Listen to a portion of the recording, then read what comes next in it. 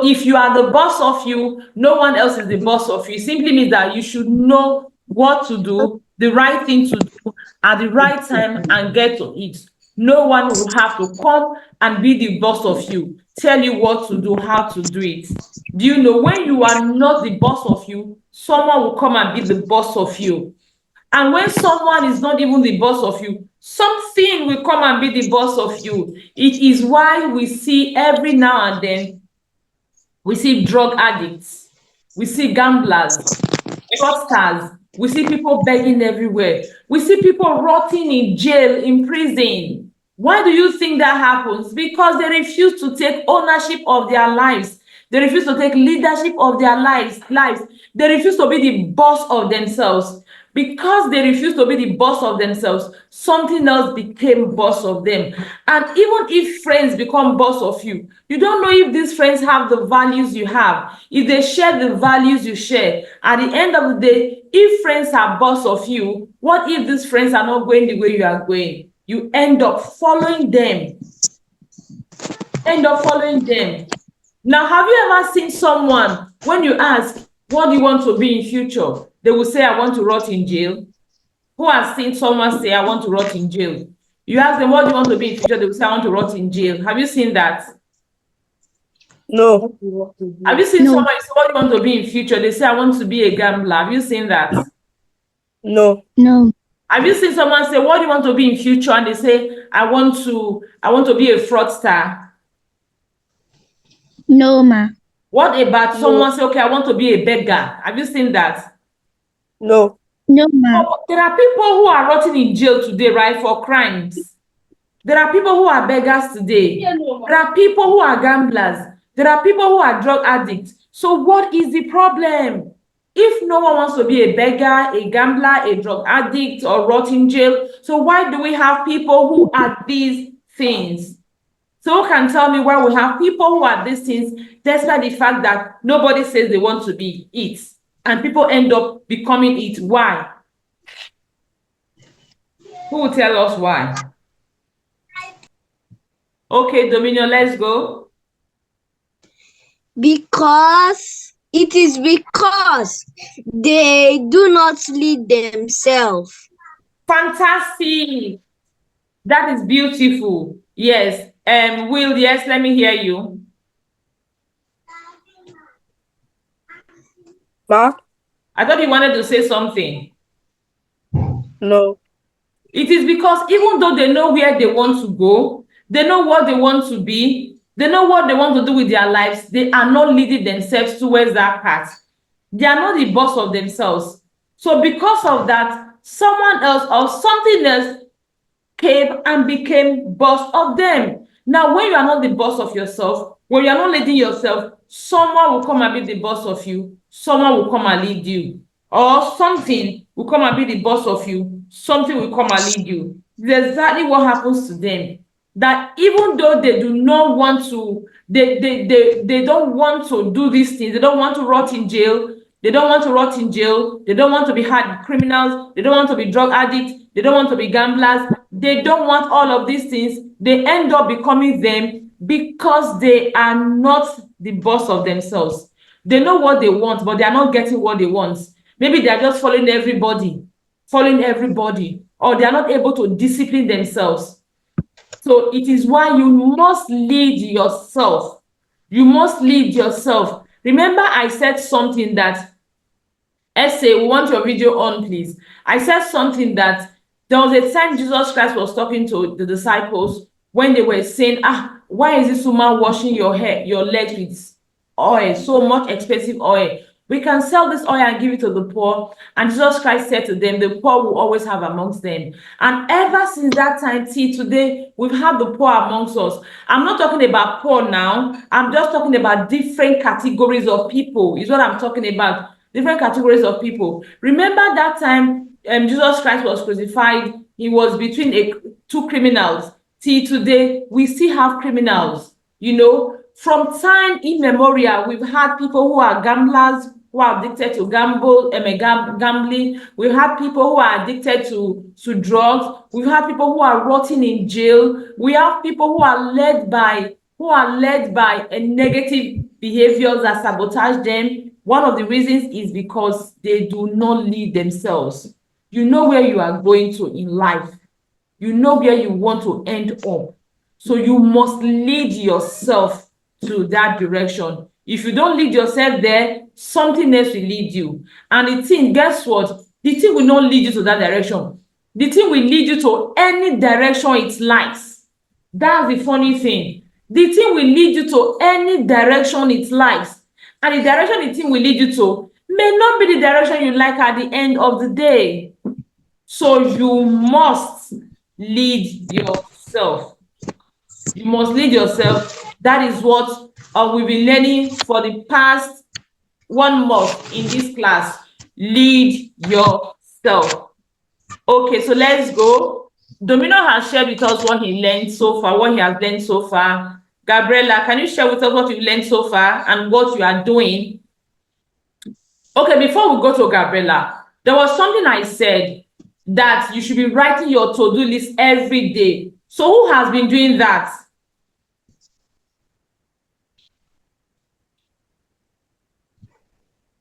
I said write your to-do list every day. I even gave you a streak to doing it. I said before you go to bed, write your to-do list. Then the following morning, when you are praying, you kneel down and commit your to-do list to God. You say, dear God, these are my goals for today. These are the things I want to do today. I want you to come and give me the wisdom to do them. I want you to come and give me the strength to do them. I want everything I do today to be a worship unto your name. That is how you pray in the mornings. So who has been writing their to-do list?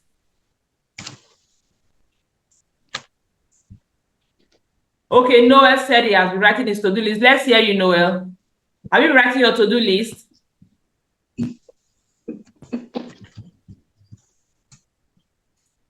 I can't hear you. You are muted. Unmute yourself. Yes, ma'am. Okay, you have been writing your to-do list. Okay, that is fine. Who else has been writing their to-do list? Before you go to bed in the evening, you write your to-do list. Your to-do list means the things you are going to do for the following day. That is what self-leaders do. That way you know exactly what you want to do. You are not just doing things randomly. It helps you to become disciplined. You know exactly before you can go and play, before you go and watch video, you tell yourself, okay, in the morning, when I wake up in the morning, I'm going to do A, B, C, D, E, F. When you have done EF, I'm going to finish it before 1 p.m. When you have done these things, you know that, okay, I have enough time. Maybe the next thing I'm doing is going to be 3 o'clock. So you have enough time. You can do any other thing from 1 to 3. After 3, then you start all over again. You do the other things you have to do from 3 to 5. You have your free time. Then you go back and say, okay, what do I have to do? 6, 7, 8. Maybe I have to read the book. Maybe I have to read the Bible. Maybe I want to watch a movie. Maybe I want to listen to an inspirational message. Maybe I want to learn a skill. I do this. You have your to-do list every single day. It is non-negotiable. I also taught you planning, how to plan your month. Now, this is my own month planner. This is for August. This is for September. And the last ones here, this is for October. Now, this is for October. So look at it. What did I do? If you can see it clearly, you will see that this is this week that is ending tomorrow. It's already booked. Everything here is booked. Now, this is week that we are starting on Sunday. I don't have anything for Sunday yet, apart from church. I don't have much for Monday. I don't have much for Monday yet. I already have my Tuesday, Wednesday, Thursday filled up. I don't have much for Friday yet. So if you call me now to come and play games with you, to come and do anything with you, I'm going to take my planner. When I take my planner, I will tell you, okay, because the thing is, if your friends comes around and they want you to maybe play with them or do something with them, they are coming at their free time. So they cannot come at their free time and you would give them your productive time. They will come at their own free time, then you will give them your productive time. No, it is you cheating yourself. So it is why they will win. You may not win because you are giving them your productive time. So if somebody comes now and wants me to do something for them or with them or anything, I will tell them, okay, I'll go and check my planner for next week. On Monday is free. I don't have anything booked for Monday yet. So if you can Okay. book your own thing till Monday, fine. If you say Monday is not a good time, then if you say Monday is not a good time, we can look at Friday. If you say Friday is not a good time, we look at Sunday. You can see it. Now, if you say, okay, it has to be either Tuesday, Wednesday, Thursday, I would ask myself, is there any of these things? Because these are my to-do list for next week. These are the goals that I must achieve next week. Is there something amongst here I can put till Monday? I can put on Monday. So if I can do this on Monday, I can leave Tuesday free. If I cannot do it on Monday, I cannot leave Tuesday free. So it now I'm the boss of me. I am the one in charge because you need my presence, you need me for something. So I am the one that will give you my terms. And at the end of the day, we are able to do what we are able to do. You are happy, I am happy. I am productive, you are productive. That is it. So I say always write your planner, always write your to-do list rather in the evenings. And in the morning, take it and pray. Then in the you can plan a new month is coming. You have the new month coming from Monday. Is it Monday or Sunday?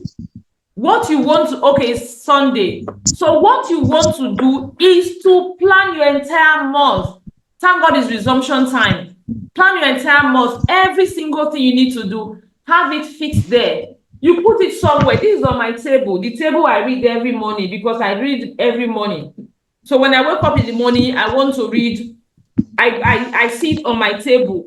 I just go there, look at it. I know the things I want to do, and I pray over them, and I get started. So you can put it in a place you can easily see your planner. You want to solve a math question. Oh, you want to research about math, or you want to just learn something. Write it down, plan it.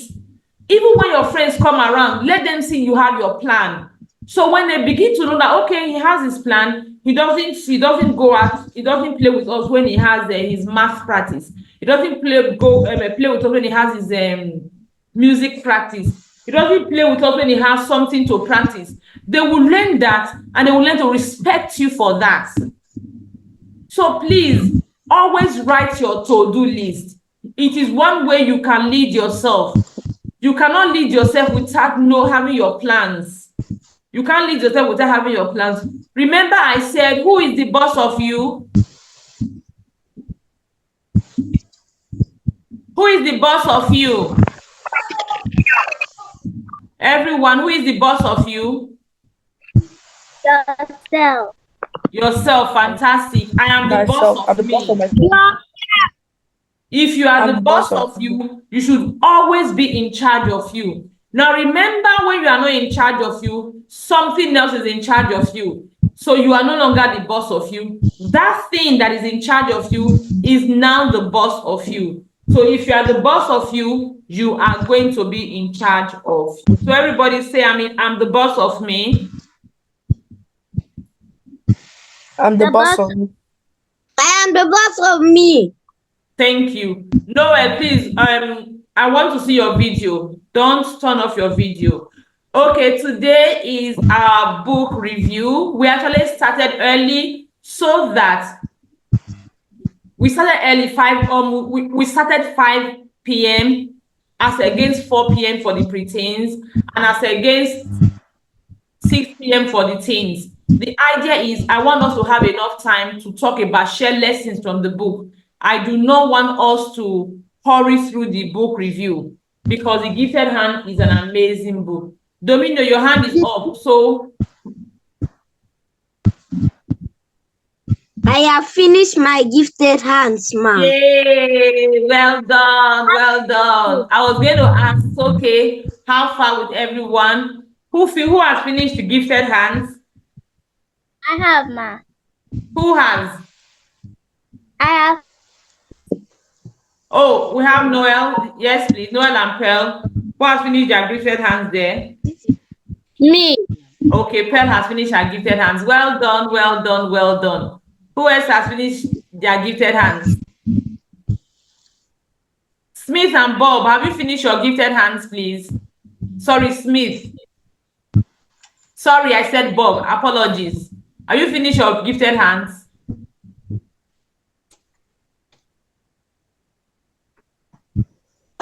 Will, have you finished your gifted hands? No, my remaining 3 more pages. Really?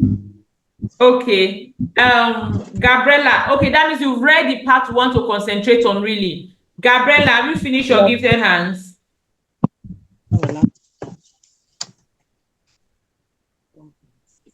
Gabriella, have you finished your gifted hands?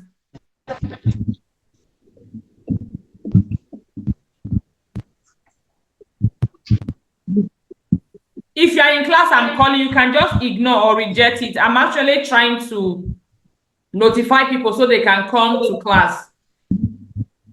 So Zoe, I'm not seeing your video is off. Esther, your video is off. Please put on your video. Let's see your faces. Favor, have you finished your gifted hands? If you're in class already, the class is 5 p.m. today so that we can have enough time to go through the entire gifted hands and share our lessons. So I'm calling the group to remind you that the class is ongoing. So Favor, have you finished your gifted hands? I'm not yet done with it, ma'am. Okay, so let's go. Can someone give us a few lessons they learned from the book before we start fully? I want you to come back voice. A few lessons you learned from the book. Okay. Who is okay? Noel, let's hear you. Opel, let's hear you. From the book, I learned that Ben Carson was called a dummy when he was low in his grades. But when he started reading, everybody will come to him for explanations. Okay, thank you. He was called a dummy. But when he started reading, everybody started coming to him for consultation, for explanation. Thank you. Dominio, what did you learn from the book?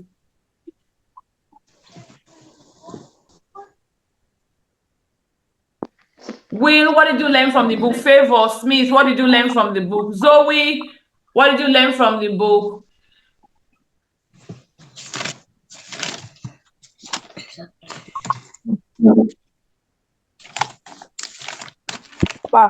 I learned that Zoe has read. Ben's hard work made him to achieve all he desired, to achieve all his goals. When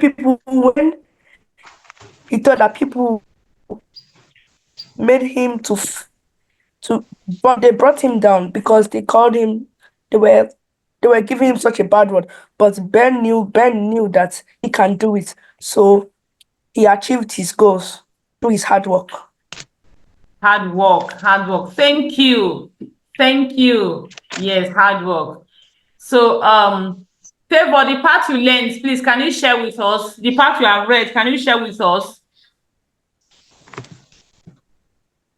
Okay, Domino. Okay, Favor, please hold. Domino, let's hear you.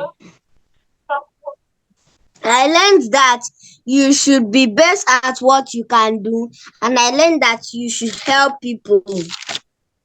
You should be best at what you do. Excellence. Thank you. Yes, that is a theme that actually runs through the book. Excellence. Thank you. We are going to see how you play that several times. Okay, Favor, can we hear you now? What did you learn from the book, The Gifted Hands? The part you read. Yes, ma'am. Gabriella, hold on, please. Yeah, don't worry. Ma, can you hear me? I can hear you, Favor.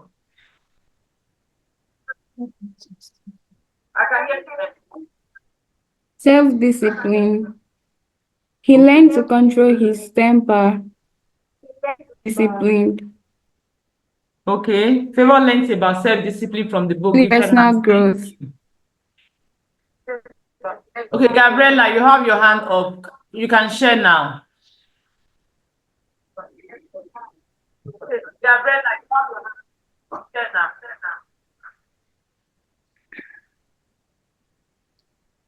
Gabriella, so you wanted to share? Okay. Ma, did you hear me? Sorry? Favor, are you still speaking? Zoe, you want to share? No, I was like, if you heard what I said. Okay. I didn't hear that. Zoe, you want to share what you learned from the gifted hands? Remember, it's our book review. We are here to review the book so that we can take lessons.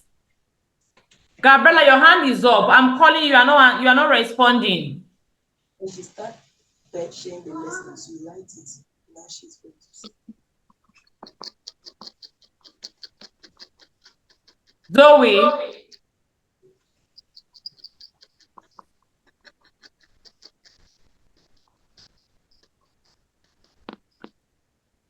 Zoe, you want to share what you learned from the gifted hands?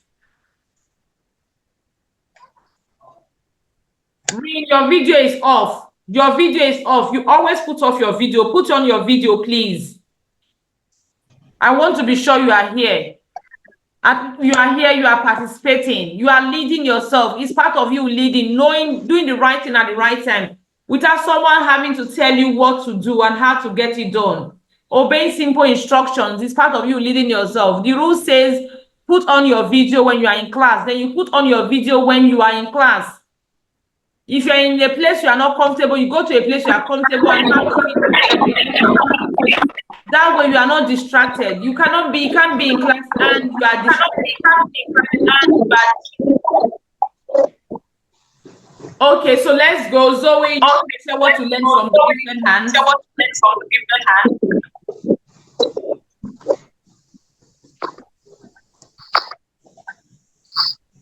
All right, so what I learned now, what I will do now, I will share my screen and then we'll begin to take lessons because I have to highlight some parts which I really want you to take down and see.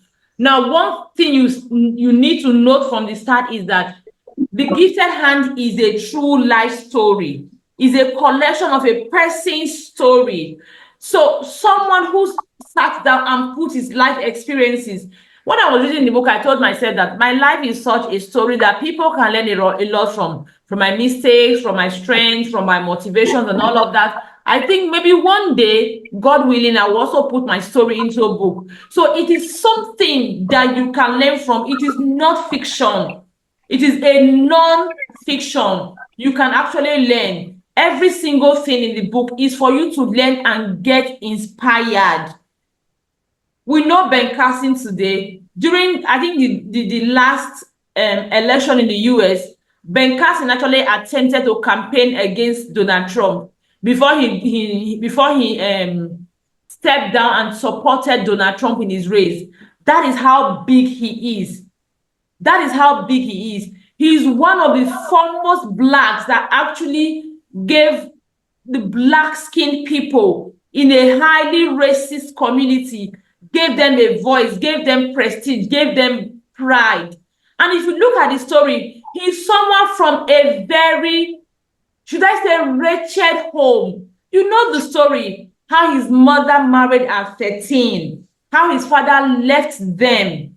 The father was a bigamist. The father left them to another family. So he didn't have a father in his life, you know, how they were literally managing, how they were going from, the mom would have mental breakdown because of pressure, and the mom would take them to a relative's house. The mom would take them to a friend's house to stay for a while. The mom would check herself out and check herself in a facility so that she can get mental treatment. She can get treatment for her mental breakdown. When she comes back, she will stay with them for a while. She will still have mental breakdown. She will check herself in into another facility again. Then she will take her kids, Ben and the brother, to another relative to stay with.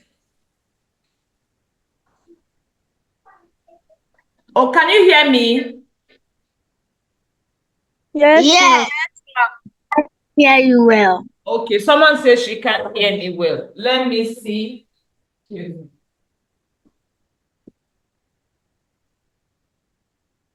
Okay. I hope she can hear me. She hears me now.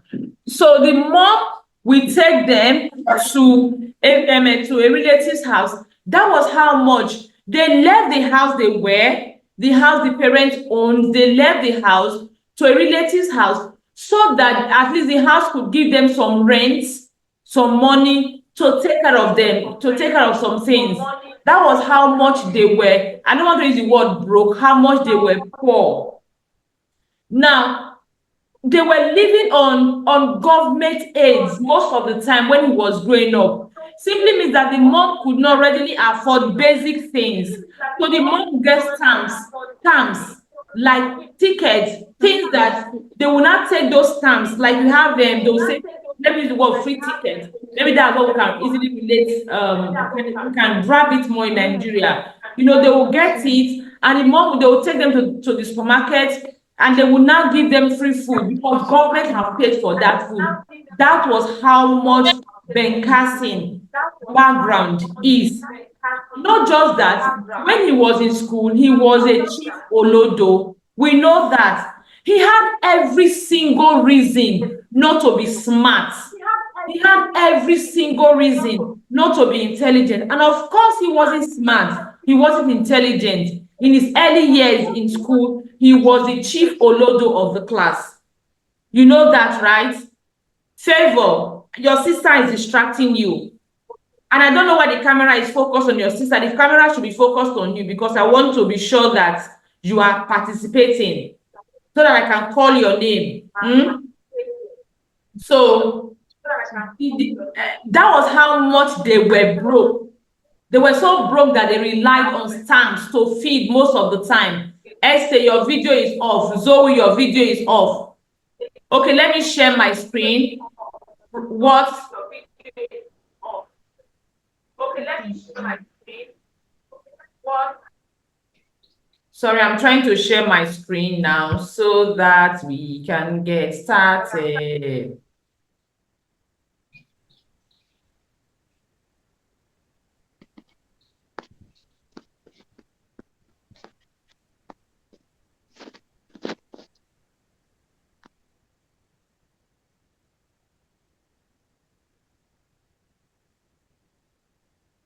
Okay, now who read this? I didn't have it in my book. Okay, that was why I encourage everyone to get I remember encouraging everyone to get to read the e-copy.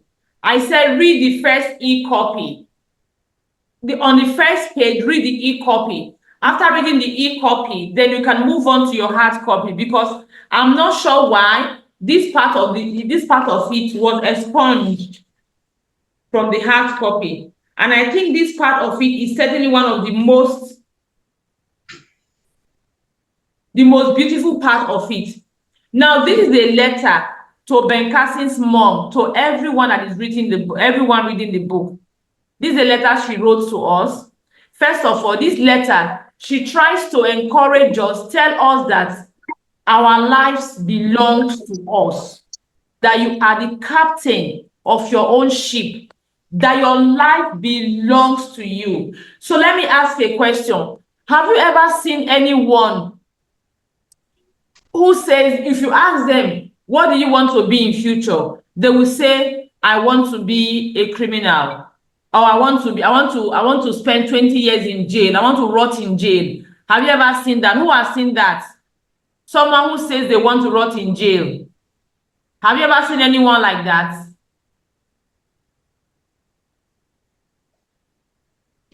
I want someone to answer me. No, ma. No. I may not be able to. No, ma. Okay.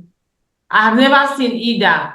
Have you ever seen anyone who says, you say, what do you want to be? They'll say, I want to be a gambler. Have you ever seen, I want to be a gambler? No. No, Okay. ma. You ask someone what they want to be, they say they want to be drug addicts. Have you seen? No, ma. Okay. What about, I want to be a beggar? Who is writing on my screen? Ring, please don't write on the screen. I want to be a beggar. Have you seen? No, ma. Good. But do we have them? Yes. We have Yes, them. ma'am. Why do you think we have them? No one actually wants to be a beggar. No one wants to be a gambler. No one wants to be a drug addict. No one wants to rot in jail.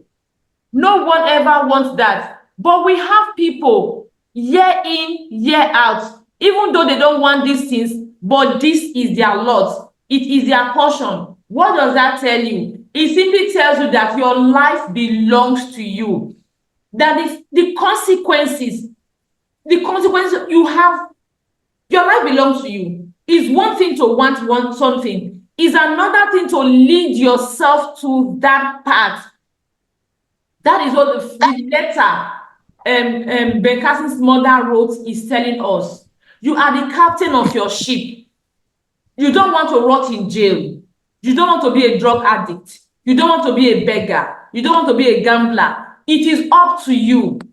Your life is in your hands. It is your life.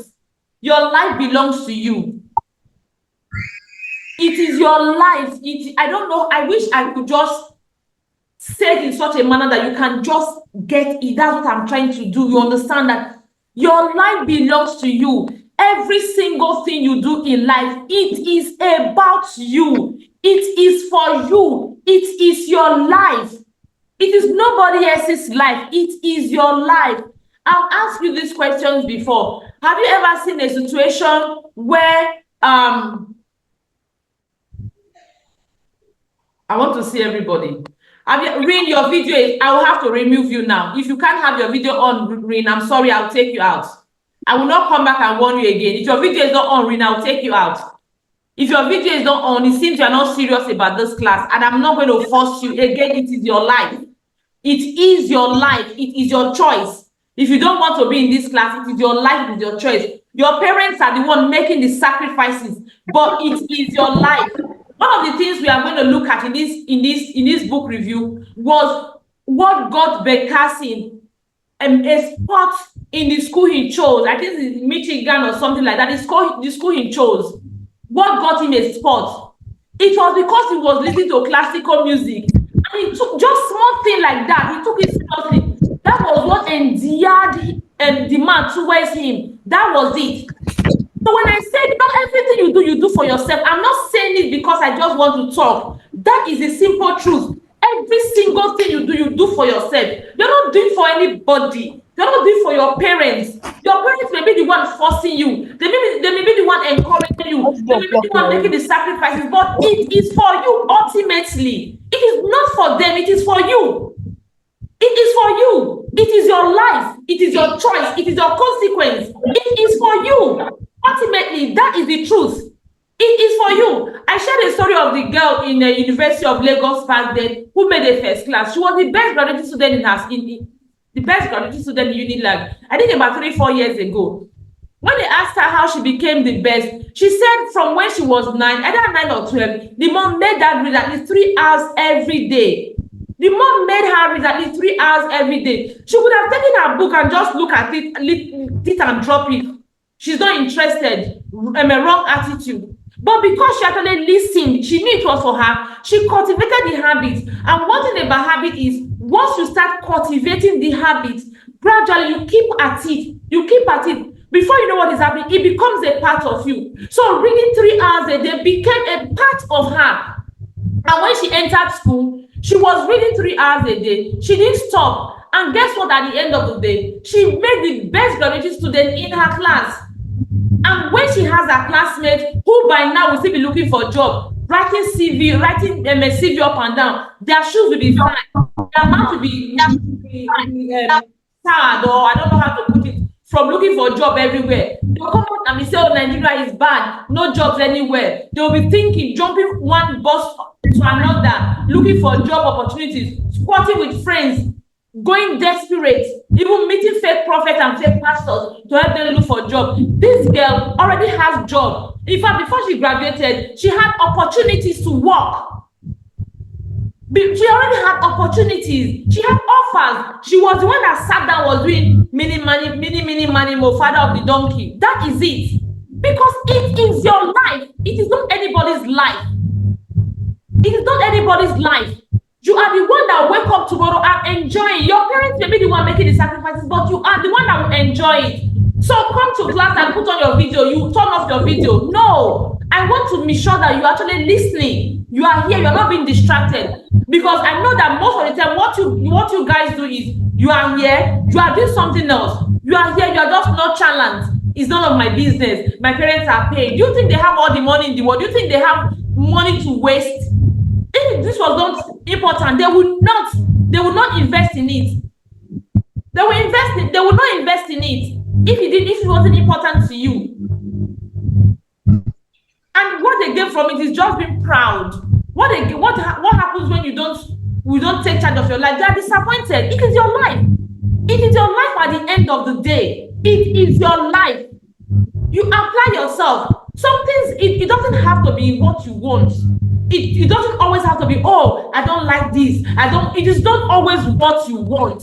It is what is good for you. Not always what you want, but what is good for you. When you are sick, do you want to take injection? You don't want to take injection. Do you want to take drugs? You don't want to take drugs. But it is what is good for you. So it's not always about what you want. It's about what is good for you. You can't be lackadaisical with your own life. Your own life, you are being nonchalant with it. No. It is your life. Except you don't want to amount to something. If you want to amount to something, you will take charge of your life. You will be the boss of yourself, the owner of yourself. You will lead yourself. You will be in charge of you. Oh, and may follow simple instructions is not a big deal. You are not paying anything for it. You are not sacrificing anything for it. So what is the big deal? It is your life again. It is your life, and you need to take responsibility. You need to take charge of it. You need to take ownership of it. Because if you don't do, I tell you, something else will do. Someone else will do. It is why we have people today, they are drug addicts. They didn't take charge of their lives, so drugs took charge of them. We have people today, they are drug outs. They have people today, they are gamblers. They did not take charge of their lives when they had the opportunity. So things took charge of them. Things took charge of them. If your parents paid for this class, it is because they've been in your age. They were once your age. And they sit back now and they say to themselves, if only I knew then what I know now, I would. Things probably would be different. If only I knew then what I know now. And they want you to know now what they did not know then. They want you to know now so that you can make more empowering decisions. And then you are being lackadaisical about it. Really? Really? Nah. It is your life. Really. It is your life. It is your choice. And it is your consequences. Your parents will only feel disappointed. That is it. And let me tell you something that you don't know. The way you do one thing is the way you do every other thing. That is it. We can see that in the story of Ben Carson. Everywhere he went to rather, he was excellent. And excellence stood him out. Every single place he went to, he had integrity, he had excellence. And every single place he went to, he was excellent. He was being recommended. You can see how he was getting double promotion. Something that would take people 6 months, it will take him 3 months. Even when he was supposed to do a lab experiment for 2 years, he was supposed to be in that lab session for 2 years. He was there for 6 months. Because of his spirit of excellence, it kept standing him out. He kept giving him a face, a voice, recognition, and that was it. He took charge of his life from becoming an olodo of the class to becoming someone who was an expert. Haba, and you are here. What happened? It took only his mom telling him about it. It took only his mom encouraging him for him to take charge of his life. Now you have your parents encouraging you. Probably you have other programs you have registered for encouraging you. You have been sitting down here encouraging you, and you are feeling that, oh, it's maybe, I don't know. Okay, so I don't want to get to this level where I have to be shouting, because I don't like shouting. Okay, so I want us to go back to sharing our screen now so that we can learn from Ben Carson.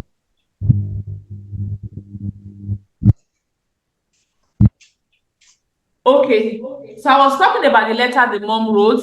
The mom was trying to tell us that it's our lives, you know. Ben Carson and others had a a lot of excuses. Ben Carson and his brother rather had a lot of excuses not to be who they turned out to be. They had a lot of excuses.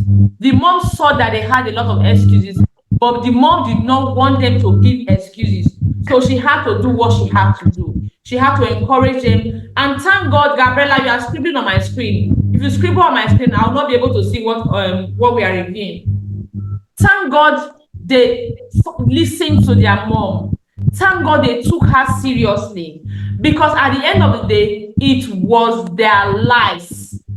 It was their lives. Ben Carson was the one that was standing out. He was the one that was getting ovations here and there. He was the one that attempted to run against Donald Trump, not the mother. So at the end of the day, it was his life. It was his happiness. It was his fulfillment. It was his everything. It was his life. All he needed to do was to listen to his mom when his mom told him it was his life. Was it easy? It wasn't easy, because distractions will come in the way. Temptation will come in the way. It's even more difficult this time we are. It is even more difficult now that you have internet, you have social media. It is even more difficult this time we are. Let's go. So the mom, you can go back and read the e-copy, please. I'd like you to read the e-copy. Now there is a poem that the mom shared at the beginning, at the end of this, her letter that I absolutely love. The letter is the letter was written by Memi White Miller. What does the letter say? It's easy for us to blame someone. It's easy for us to blame things. If things go bad for you and make you a bit ashamed, you often find out that you have yourself to blame. It simply means that everything that happens to you, you have yourself to blame. Because every choice you have every choice you make, you have a consequence. That is what the story is sharing. The story is telling us. I want to see all the participants and see those who have their we left. Okay, we are back. I wanted to see all the participants. I want to make sure that nobody's video is off. I can't see it. I don't know what happened. Did anybody do anything to my video? Did anybody do something here that I can't, that I cannot fix? Or something happened that I can't fix it. Now I don't know whose video is not on and whose video is on. Anyways, let me go on. The mom said something. The poem rather said something that oftentimes we are always giving excuses.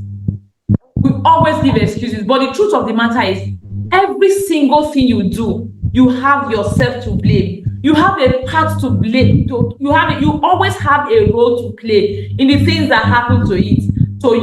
You always have a role to play in the things that happen to you. If you have a pen there, you can hold your pen, pick up your pen. I think we've done this experiment in this class or in this exercise. If you have a pen with you, pick your pen up on your table. Just pick it up and hold it up like this. Let me see.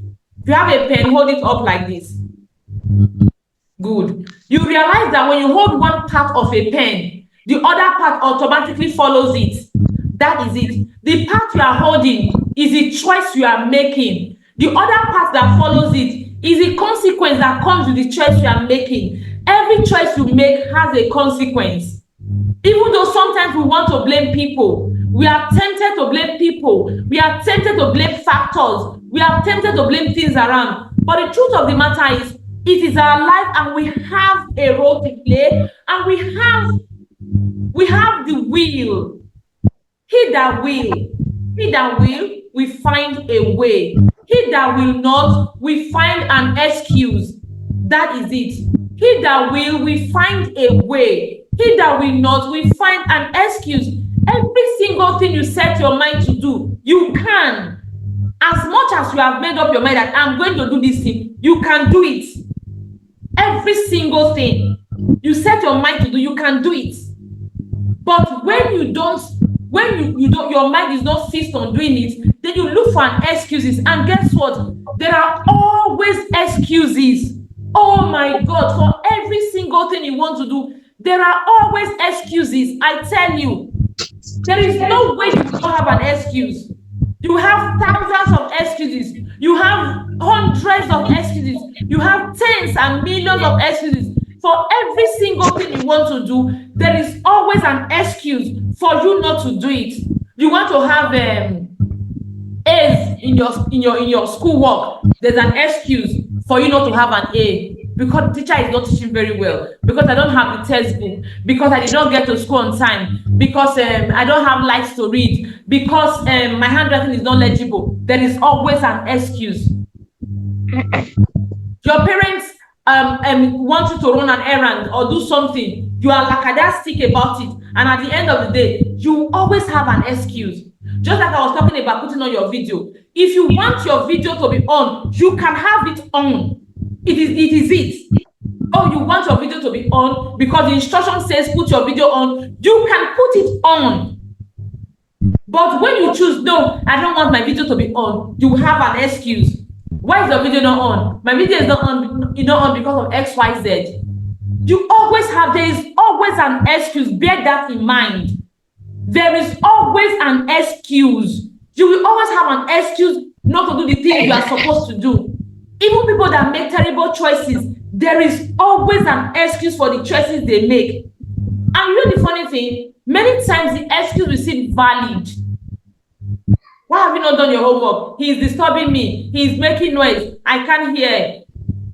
Why are you fighting your brother? He did this to me. He stepped on me. He threw my things away.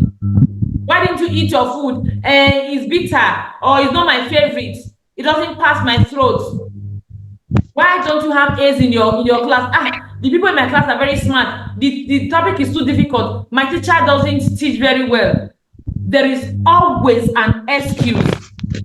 If you sit back, you look at some of the things you have not done or the things you are struggling with, just as you are there now, just think about the things you are struggling with. See the tons of excuses you will have for struggling with that thing. But then look at it again. What can you do?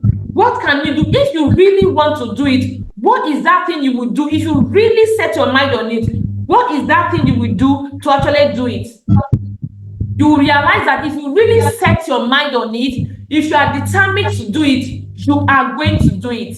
The only reason why you don't do it is not because of that excuse is valid, not because the excuse is actually holding you back. It is because you do not want to do it. It is because you do not want to do it. That is why. For every time you don't do something, for every time you fall short of your goal, it is not because your excuse is valid. It is because you are not determined enough to do it. So you don't have A's in your grade. It's not because somebody in your class is smarter than you. It's not because you don't have textbooks. It's not because your teacher doesn't teach well. It's not because, it is because you have not developed your strong will to do it. You don't want to have A's in your grade. That is why you don't have A's in your grade. Not because of any other thing, but because you do not want to have A's in your grade. A's in your grade. That is it. So the point is telling us that, see, we have ourselves to blame for every single thing that happens to us. We have ourselves to blame. There is nobody we are blaming. No, there is nothing we are blaming. Nothing is standing in your way. The only thing that is standing in your way is you not applying yourself enough. It's you not being the boss of yourself. That is the only thing that is standing in your way. And I also tell you today, that is the only thing that is standing in your way. It's not just about the book now. It is you. You want to sit back and look at the areas you are struggling. You want to sit back and look at maybe the areas your parents are complaining, the areas that even your teachers are complaining, the areas, your goals you are not achieving. Because as a human being, you have goals. The goals you are not achieving, sit back and look at them, and you realize that it is because you are not applying yourself enough. That is why you are struggling in those areas. That is why your parents are still complaining. You are not applying yourself enough. You are not leading yourself enough. I tell you, As long as you have the willpower, as long as you are determined, you can do anything you set your mind to do. You can achieve anything you want to achieve. So excuses are not always valid. Let's go back to the book. So this is okay. I thought I was sharing. I'm not sharing yet. I'll just share now. A moment, please. Let me share. Meeting is being transcribed. Okay. Okay, you can go. Thank you. Let's go. Okay, so let's keep sharing. Okay, now we are sharing again, and here is it. Here's the poem I'm talking about, and I said, okay, that's the poem, and the last part of the poem is, you are the captain of your ship, so agree with the same. If you travel downward, you have yourself to blame. Simple truth, you are the captain of your ship. It is your life. You determine the path your life goes. You determine how your life plays out. It is your life. You are responsible for it. Nothing, no one is to be blamed for anything. It is you that is the captain of your ship, that should take charge of your life. Now, Gabriela, you are writing on my screen. It is you that should take charge of your life. Remember this as you go through life, that the person who has the most to do with what happens to you, it is you. You make the choices, you decide whether you are going to give up or attain up when going through tough times, when the going gets tough. Ultimately, it is you who decides whether you will be a success or not, by doing what is legally necessary to get you where you want to go. You are the captain of your own ship. If you don't succeed, you only have yourself to blame. If you don't succeed, you only have yourself to blame. That is the very first thing I want you to learn from this book, The Gifted Hands. You should learn that your life belongs to you. You are the captain of your own ship. Everything that happens in your life, it is your making. It is your life. Every single thing you want to be, you can be it. Okay. Domino, you are screaming on my screen. I'm not seeing more highlights. Oh, what happened to my highlights? Are you kidding me? Oh my God. I highlighted a lot of parts so that we can read it together. What happened to my highlights? Oh no. Okay. I'm seeing some now. I don't know what happened really. Sorry.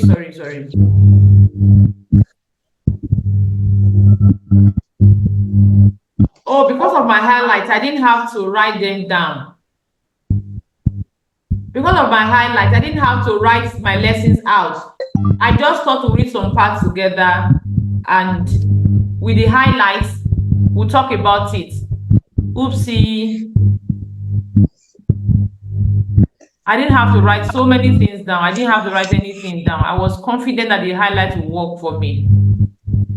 You see now? Oh gosh. This highlight failed me. And I checked it in the morning before I started this class. I checked it and I made sure, okay, let's go on. So you have seen that my highlight is not highlighting again.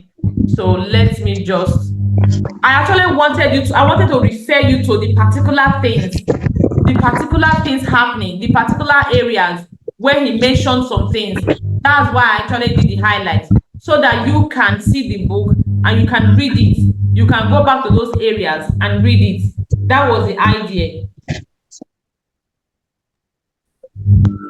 Sorry, I'm trying to go back to it.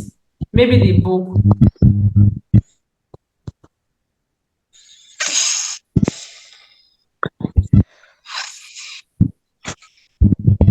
Let me go back to it and see if it's open now. If the highlights or Gifted Hands. Okay, let me use this. Let me see this with highlights.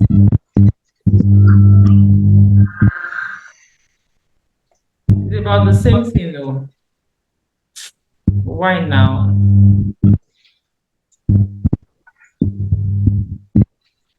Okay. Since this thing had decided to do this, so let's go on. Okay, let's go on without the book. So first of all, let's talk about some of the things we need to learn from Ben Carson. His academics. We see that in the beginning, he was struggling, right? He was struggling. In fact, he used to come last in his class. He struggles, he was so bad that he was always the last person in his class. He come out last position. Everybody knew that. So, but guess what happened? The first thing was, what was the first thing that actually jacked up his grades? What was the first thing? There was something, apart from studying, there was something that made him move from an F to a D. So let's see who actually read the book with understanding. What was the first thing that made him move from an F to a D? That is discipline. Sorry? Discipline. No, not discipline. There was something that moved him from an F to a D before any other thing, before self-discipline and all of that.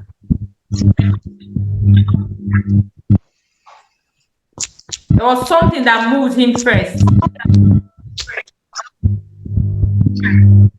I'm waiting. Who will tell me? There was something that moved him first.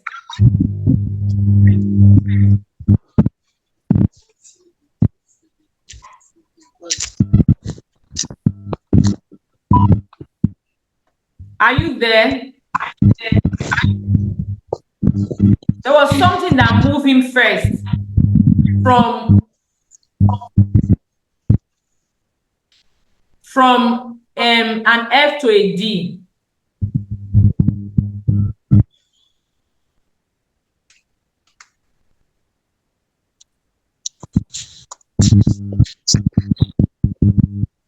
I'm still trying to see if I can get the boy named Bob that was the smartest. Who wrote that? The boy named Bob that was the smartest. Now, there was something, one first thing that moved him from an F to a D.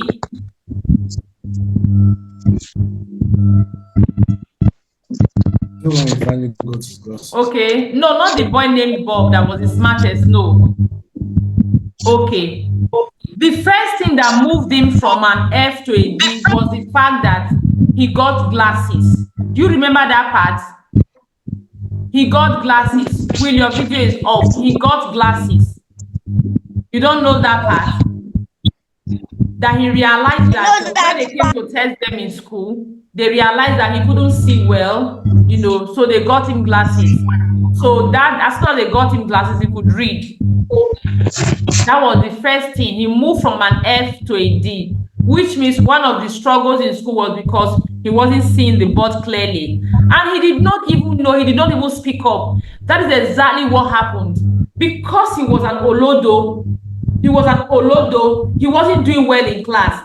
His self-confidence was on 0 level. To the extent that if he wasn't seeing when he wasn't seeing the board well, he wasn't able to speak up.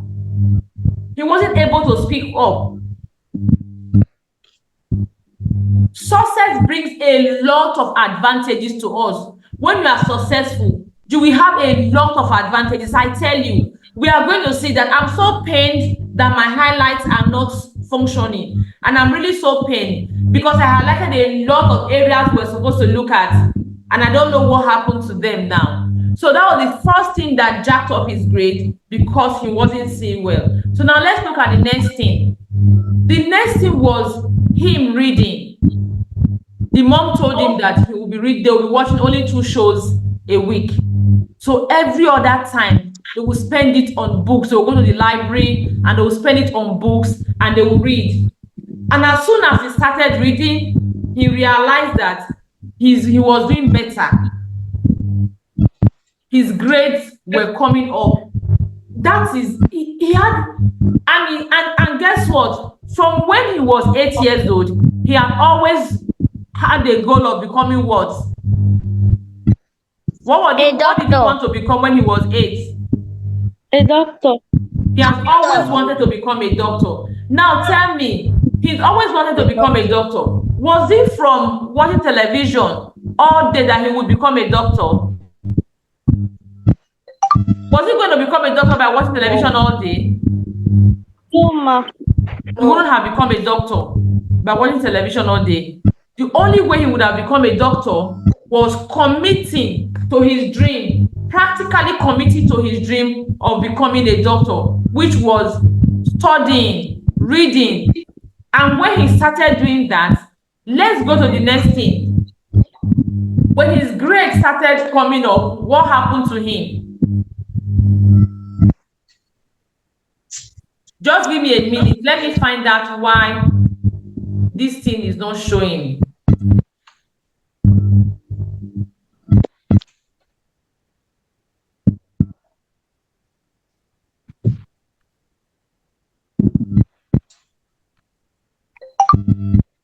I was actually keeping my lessons down, see where I was putting my lessons before I decided to use the highlights, and I dropped my lessons. Before I dropped my lessons, I decided to use the highlight thing. Now, if the highlight has failed me, simply means that now I do better. Next time I'm not doing any highlights again. I'll just read straight from the book. Oh no, Ben, don't do this to me. Sorry, please. I really had this thing highlighted, and my intention was that we'll all go through. This one is showing now.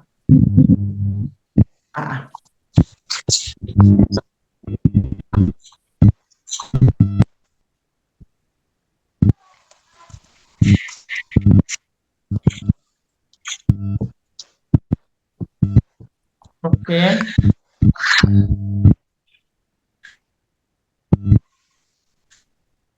Sorry, please.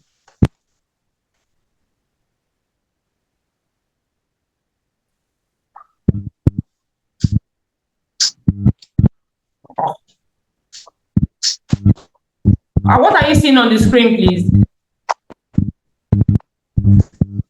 Just seeing my desktop.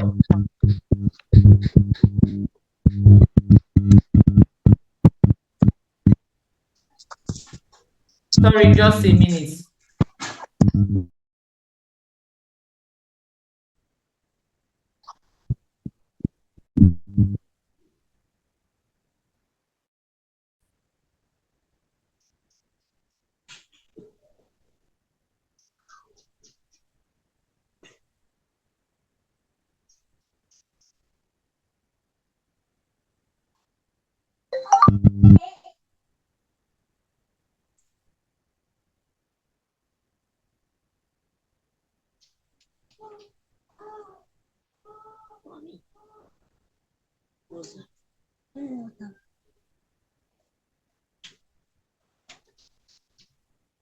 What is not is to the network.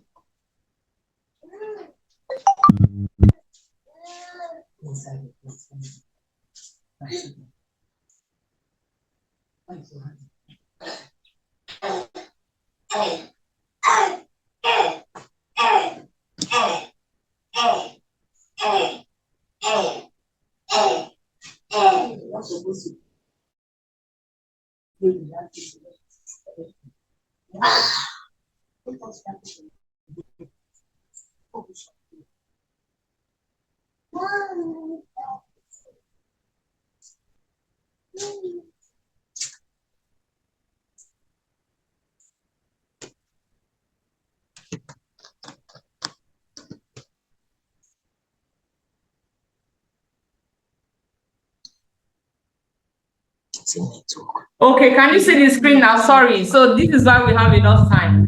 At least we have enough time to some participants are waiting. Okay. So we have enough time to actually make up for all this time we are wasting. Okay, so can you see the screen now? Can you see the screen now? know you can hear me. Can Yes, ma. Okay, so let's go. So firstly, the mom asked them to read 2 books a day, 2 books a week. That was the first thing the mom gave them, because when the mom, and one of the things that inspired the mom was because the mom was working in wealthy people's homes, and she saw how they were living their lives. That is one thing I first of all want you to know. Because your mom wants you to have a good life. Your parents want you to have good lives. That is it. They try to give you what they feel it is the best. It is the best for you. Every parent I know wants their child to be better than them, because Ben Cassie's mom was working with people, very comfortable people. She saw them, she was looking at their lifestyle. She saw what they were doing that her children were not doing. So she came back and told them, okay, this is what big people do. They read. They don't wake up in the morning and be watching television from morning till night. I know that there are people here, there are some of you here who wake up in the morning. One of the first things you want to do is to watch television, or you want to play game. That is the very first thing you want to do. You want to watch television, you want to play game. Again, I will tell you that it is your life. The choices you make lead to a path. Like when you pick up a pen like this, you pick up one side, there's another side of it, the consequence. So whatever choice you make, this side is the choice, this side is the choice you are making. This is the consequence. So if you choose to watch television from morning till night, it is your choice and it has consequences. If you choose, okay, no, I want to commit more to my studies, it is a choice, it has consequences. If you choose, okay, no, I have a skill, I want to practice more on my skill, it is a choice, it has consequences. If you choose, no, I want to be highly responsible, I don't want to care, I don't want to listen to anybody, it is a choice, it has consequences. This is the choice and this is the consequence. All right, these are the choices you make and these are the consequences. So you pick your choice and your consequences come with it. The truth of the matter is, you can make your choices, but you cannot choose the consequences, because the consequences are not for you to determine. It's only your choices that are for you to determine. So now the truth is, again, the mom asked them to be reading at least 2 books a day. Oh, it sounded so impossible. Remember, he said, I have never read a whole book in my life, except those they made us to read in school. I couldn't believe I could ever finish one whole book in a short week. You know, the thing that will actually help you become the successful person you desire, they are not fun. They are not fun. That is where the problem is. They are not fun. Watching television is easy.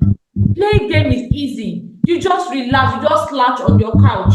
You just pick your remote control. You just control the television.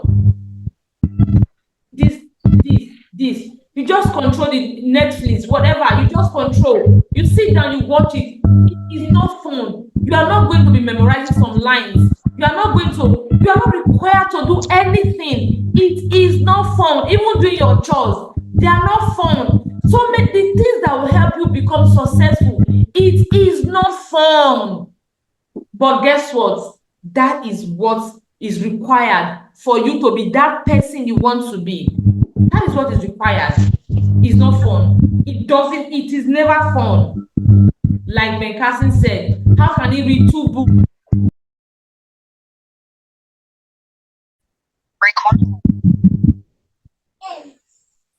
9, 10, 11, 12, 13, 14, 15, 16, 17, 20.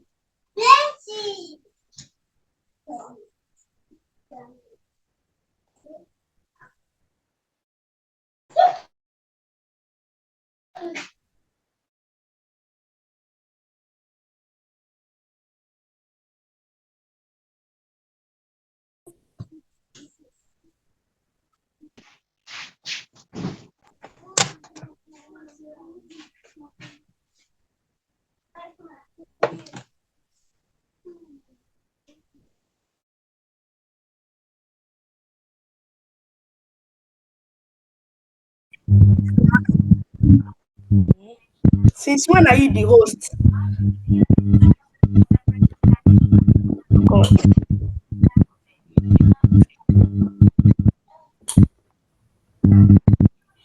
Oh, So I was saying that it is not going to be rosy. Apologies, network threw me out. It's not going to be rosy. It's not going to be easy. It is what it is. It is what it is. That is it. The path that will take you to your fulfillment, the path that will take you to success, it is never easy. When the mom told him, read 2 books a week, he thought it was punishment. He thought maybe he was doing it for his mom. He was not doing it for his mom. So you need to stand up and realize that nothing will be easy. If you do your research and ask people who have been successful, ask them what they have been through. Ask them the path that made them successful. People who are great, the people who achieve their dreams. You will be so surprised at what they are doing. You will be so surprised at what they are doing. Jerry, if they tell you, I listened to one man one day, he said he sleeps like 2-3 hours a day. It's not enough. But he said, this is my planting season. I sleep 2-3 hours a day. So you need to know that it is not easy, but that is the thing. That is the truth. If you are relaxed,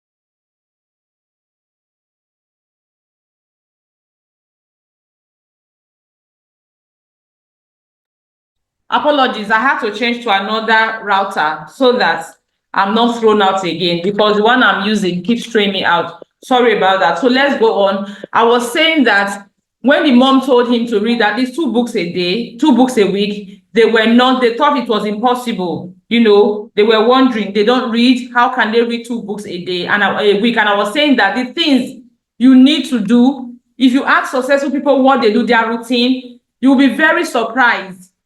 You will be very surprised. So it is not easy. No one ever said it's going to be easy. It's not easy. It's not rosy. However, it is doable. Now, remember I said when there is a will, you can do it. Once you set your mind to it, you can do it. Whatever you set your mind to, you can do it. That is the simple truth. If you set your mind to achieving big goals, you can achieve them. Ben Cassie never believed that he could read 2 books in a day, in a week.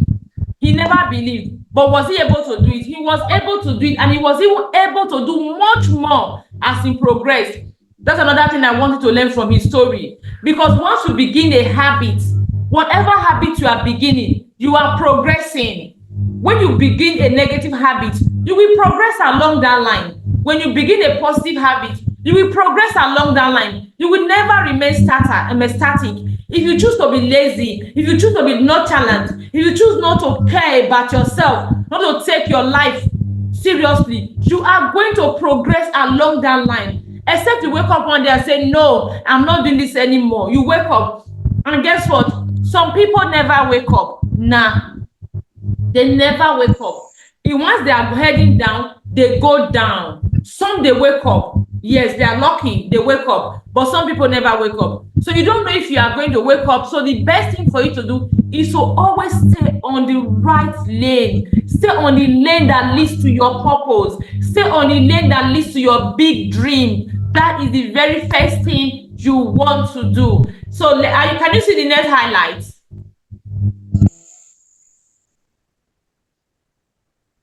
Okay, let's read it together. Let's read this highlight together. Benny.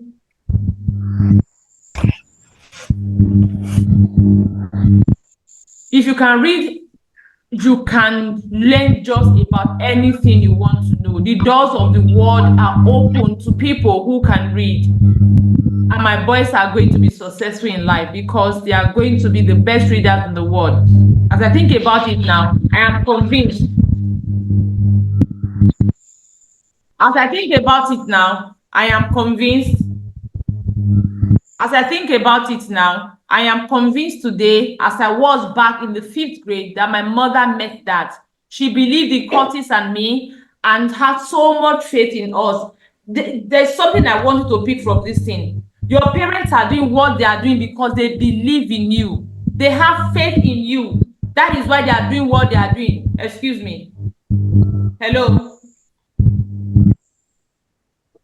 That is why they are doing what they are doing. Because they have faith in you. They believe in you. It is why they are making all the effort. They are doing what they are doing because they believe in you.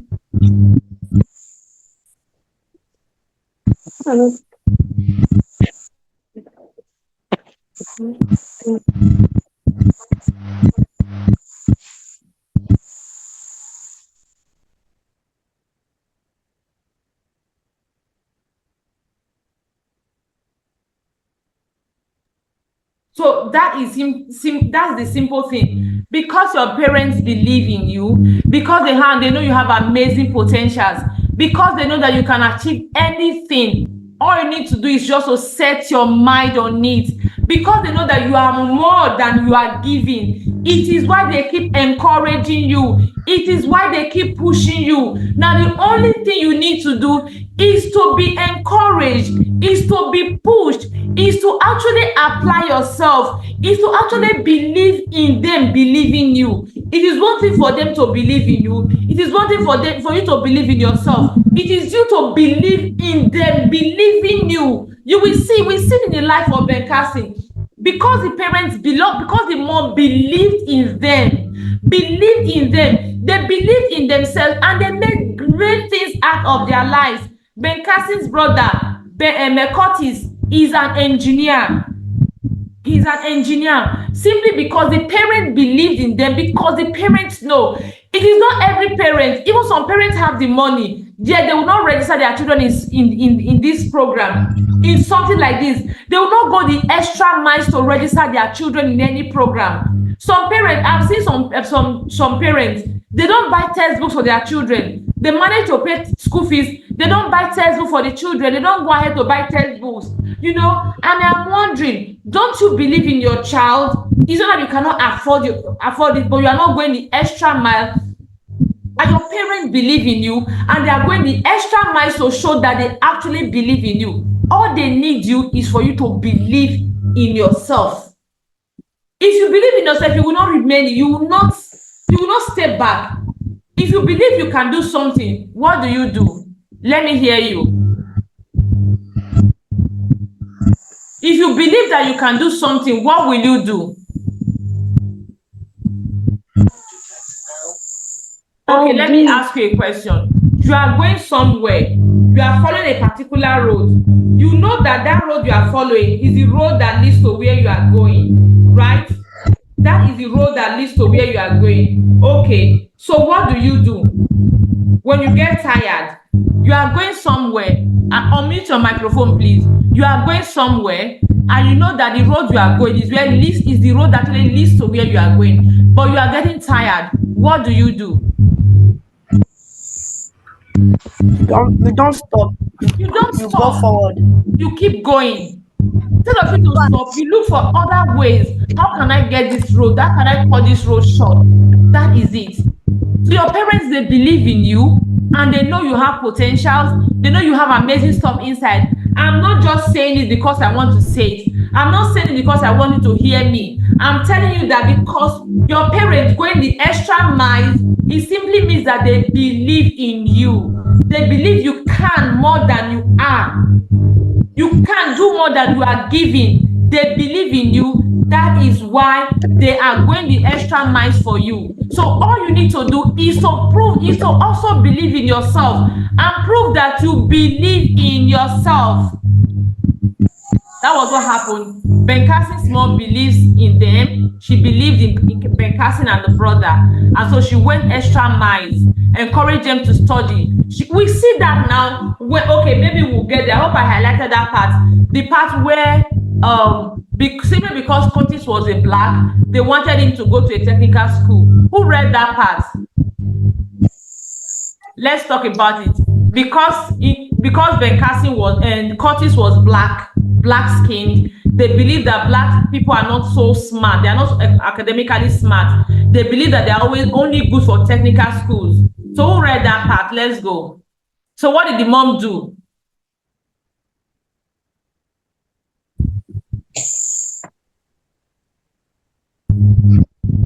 What did his mom do when they said he can? Favor, what did his mom do when they said he should go to a technical school? What did his mom do?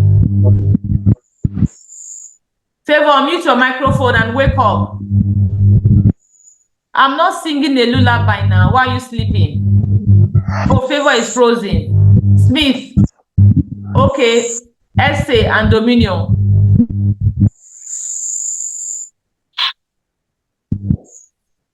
What did the mom do when they said Curtis would go to a technical school? You know, because he was black, they believe that black people are not intelligent, are not smart, so they are not book smart, so they are just technical. They are good for technical school. What did his mom do? She encouraged him. The mom encouraged him. Yes. Oh, it means you have not read the book, or you just read it mechanically. You didn't read it for understanding. You read it mechanically. Domino, what did his mom do? His mom told him that he will not go to a technical school. Okay, what did she do? What did she do after then? She would say, Benny, you can do anything you set yourself to do. No way. Domino is trying to use their logic. Trying to read from the screen. Zoe, what did the mom do when they said Curtis was going to a technical school? What did his mom do?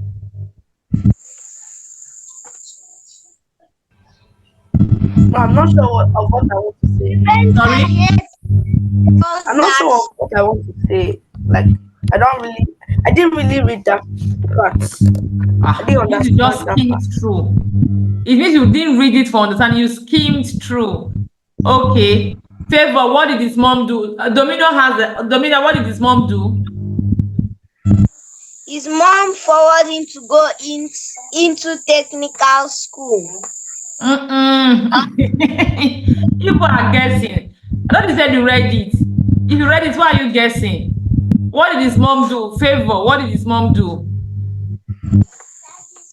When he was told by his school that he was going to go to technical school instead of university that his mom wanted for them, what did his mom do?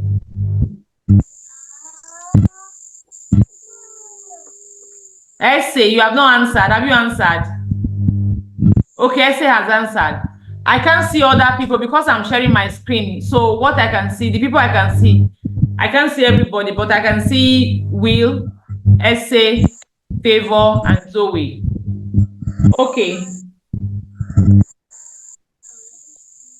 What did his mom do? I will tell you what his mom did. His mom went to the school. They told him that he will not go to the university, that he will go to a technical school. And one of the reasons they said that was because he's black, and they always have the mindset that blacks are not as academically smart as whites. So they said he will go to technical school. His mom marched to the school, and his mom told them that my son is not going to any technical school. My son is going to the university. Why did his mom do that? Because the mom believed in them. She believed in him. She knew that he was more than a technical school. The mom believed that she was a candidate for the university, not what the school was saying, but what she knew. Why? Because she has seen them. When they started to apply themselves, they were doing well. So the mom believed in them, and the mom went to the school and told them in the school that no, he will not go to the technical school. He will go to the university. So what happened at the end of the day? What happened at the end of the day? Did he still go to the technical school? No. He did not go to the technical school because his mom believed in him, and that was it. So do you think if he was not applying himself, if he was not doing well, if he was not studying, do you think if he was having F or D, the mom would have believed in him and the mom would have gone ahead to school to encourage him? The mom may not have. The mom may not have. Now, okay, another thing I highlighted here is that the science teacher, Mr. Jack, understood my interest and encouraged me by giving me special projects. Now, there's something you should do. You know, everyone has an interest. You have something you are interested in. So it may not be everything, but that particular thing you are interested in, please build upon it. Take it and build upon it. That may be your tool tomorrow. That may be what God wants you to do. That is why God is putting the interest in you. You are going to do it and do it so well that people are going to see you. People are going to see that. Someone asked me, what if I want A and my parent insists that it has to be B? Maybe I want to be something else. And my parent, maybe I want to be a lawyer. My parents insist that I must be a doctor. Your parents have to see your passion, see you actually making effort, see you doing your law thing so well. When they see that it is your strength, you are applying yourself, they will be convinced it is what you want, it is what you can do. But when they see you are playing mediocrity. You say, okay, your parents say, okay, study medicine. You said they want to study law. Even in the law, you are being a mediocre in it. You are not applying yourself. You are not even doing well. Maybe you are not even getting good grades in the course that will make, in the subject that will help you study law. Your parents will believe that now you don't even know what you want. They'll think you want to study law because you are lazy. You feel you are not applying yourself enough. They'll feel you want to do something because it's an excuse. I remember the girl, Chimamanda Ngozi Adichie. Who knows Chimamanda Ngozi Adichie? Favor, Essay, Dominion, Zoe. Who knows Chimamanda Ngozi Adichie? Favor. Who is Chimamanda Ngozi Adichie? I don't know how. Really? Who knows her? I think she's a writer, like a book. An author. She's an author. I've heard of her. You've heard of her? Okay. My screen sharing is doing some. Wait, Ma. Yes, please. I think she was the one that wrote Half of a Yellow Sun, right? Half of a Yellow Sun, fantastic. She wrote Half of a Yellow Sun. She wrote Purple Hibiscus. She wrote. She's written a lot of books. I don't want to go too much into her now, but let me just tell you something about her. Do you know that she studied English and literature in which university now? Abroad. She got a scholarship. But do you know that she was actually doing medicine in Nigeria? She was doing medicine and surgery in Nigeria, in University of Nigeria, before she got a scholarship abroad. That is what I'm telling you. Maybe she never really liked doing medicine and surgery, but her parents wanted her to do it. Or according to her, everybody just thought that medicine and surgery is the biggest profession ever. It's for smart people. And because she was pretty smart, she went into that space. Maybe not her first interest, but guess what? She was able to prove to her parents, prove to everyone that what she wanted to do was not just because she was doing medicine and what she wanted to do, it's actually what she wanted to do. She got a scholarship. When she got a scholarship to study abroad, no one could stop her because she proved to them that she wanted something. She had the gift, she had the talent, she was passionate about it, and she could do it. And they allowed her. Today, she speaks at big events. She speaks at conferences organized by presidents of countries.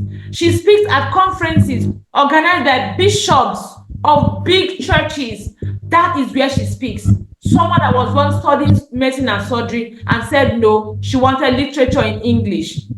What am I trying to tell you? Yes, if you can prove to your parents that your interest is what you want to pursue, you can prove to them that in your interest you are not just pursuing it because you are lazy, not because you don't want to go to school, not because you are not smart enough to pursue other areas they feel are better off. It's really because it is your strength, it is what you love. I tell you, can prove to them by not just settling for anything and by not just being a mediocre, they are going to let you pursue your interest. And everybody is going to see you, respect you, and admire you for that. Let's go on. Slowly, the realization came that I was getting better in all my school subjects. I began looking forward to trips in the library. See this thing now, see it. You see this part? Because he started reading, he was getting better at school. Why was Ben Carson getting better at school? It is because he was reading. He was reading. When he was watching television from morning till night, was he better at school? No. When he was playing games up and down, was he better at school? No. He was better at school because he was doing the thing that would make him better at school. He was doing the thing. He was following the path that would make him better at school. That was why he was better at school. He was not just doing anything. Let me do anything I like. Let me wake up 10 o'clock. Let me play game from morning till night. He wasn't doing that. He was doing the things that would make him be better at school, and he actually became better at school. That is it. So what is that thing that you want to do? You want to have better grades? The only option you have is to commit to studying. That is it. And again, I tell you, it is your life. I can never get over a teenager telling me that I never promised anybody first class. First class is for you. You are not promising anybody. It is not for anybody. You have a first class in school. It is not for anybody. She said, I only promised that I was not going to join bad gang. You join bad gang. Is it for anybody? You join bad gang is not for anybody. It is for you. It is the choice you have made. The consequence you will take. You make the choice. You are going with the consequence. I did not promise anybody I'll get pregnant. You get pregnant in school. Is it for your parents? And I always say I will not join bad gang and get pregnant. You get pregnant in school. It is your choice. It is your consequence. You join bad gang. It is your choice. It is your consequence. You study in school. It is also your choice, and the reward is also for you. It is not for anybody else, but for you. So when Ben Carson started reading, he became better. in school. When he became better, his self-confidence increased. He became more self-confident when he started reading. He said, by reading so much, my vocabulary automatically improved along with my comprehension. Soon, I became the best student in math when we did story problems. Oh, shit. Did you see that? You know, you need to understand comprehension, because if your math questions, see, if you want to be smart in math, you need to be able to reason. If you want to be smart in math, you need to be able to reason. You need to understand your comprehension, be able to think. Thinking, understanding your comprehension helps you to be smart in math. That is it. There are some questions they are asking in math. You don't even need to sit down and start solving it. Because you are smart, you know it. When they tell you that I have 10 baskets of apple, each basket contains 100, what does that tell you? You don't even need to sit down and start calculating. 10 baskets, each basket contains 100. What does that mean? If each basket contains 100, it simply means that 10 times 100, comprehension, because you understand, you are able to think. So if you want to be good at math, you must be able to think. Think quickly, think fast. That is how you are good at math. If they tell you a car drive for 10 kilometers per hour, you are able to think. If they tell you, okay, I'm paying somebody 25% of the money, how much am I paying the person? You are able to think. You are able to think quickly. If you are able to think, you are able to solve math. Especially when it comes to word problems, you are able to solve math if you are able to think. So that was what happened to Ben Cassie. His comprehension improved and his math improved just by reading, just by going to the library all the time. He wasn't going to the library to solve math, so he was going to the library to read. Any book. But because his interest was science, he was reading more of science books. And as soon as he began to read science books, his comprehension improved. Please, if you don't like reading, start loving to read. You are not reading for anybody. You are reading for yourself. You are reading for yourself. Again, I said, it is not going to be easy. No one said it's rosy. No one said it's as sweet as drinking your favorite, maybe your favorite juice. No one said so. No one said it's as sweet as eating your favorite meal. No one said so. It takes a bit of effort. And funny enough, you don't have to read all day. You don't have to read from morning till night. Just create time. What is the time you are best relaxed? Is it in the morning? Is it in the afternoon? Is it in the evening? Create time. Create that time to reading. That is all you need. Let's go on quickly.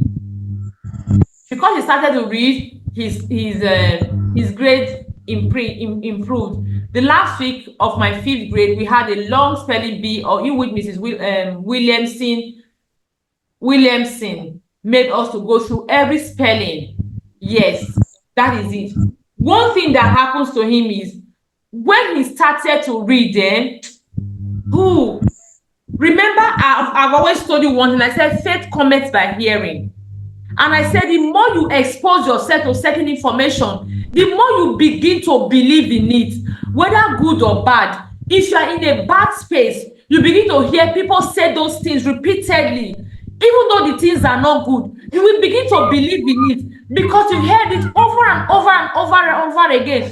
The same way, if you expose yourself to good habits constantly, you will begin to believe in them. You begin to see yourself improve.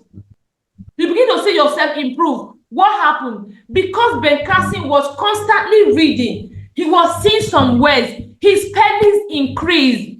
When they gave a spelling bee in their class, even though he was not the part of the spelling bee, Bobby Farmer, who spelled one word, I think he said agriculture, he realized, I can spell agriculture. I can spell it. That was it. Because he constantly kept reading, he was exposed to different opportunities. He was hearing it all the time. He was reading. What was he seeing? He was seeing possibilities. Okay, do you know one thing? Let me ask you. You see people who are doing well, right? They keep doing well. They keep doing well. What do you think happens? You see someone who is very creative at something. Okay, let me give you a practical example. Now you see a tailor, not just a tailor who is always sewing, who has refused to grow, but a tailor who is committed to growth, right? You will see them. The more they are committed to growth, the more they are able to design amazing, amazing designs. Who knows Vicky James here? Who knows Vicky James? Or who has heard of Vicky James? Okay, who is Vicky James? Vicky Somebody said James. I. Vicky James is a tailor. Is a tailor, fantastic. She has amazing designs. And during the last a couple of months ago, she just came with a fantastic design that, you know, cloth, fabric. She got a plain cloth. She now painted it.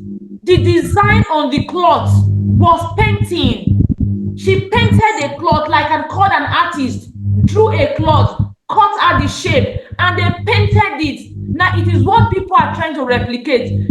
Some fashion designers are also now trying to paint their cloth. Instead of doing the normal tie and dye, people used to do tie and dye. That's not the thing they are doing now. Instead of putting beads on cloth and sewing beads on cloth, they are now trying to paint cloth. What do you think happens? It is because they constantly expose themselves to growth. When you are constantly growing, when you commit yourself to growing, you will see endless possibilities. Endless possibilities. That is exactly what happens. That was what happened to Vicky James.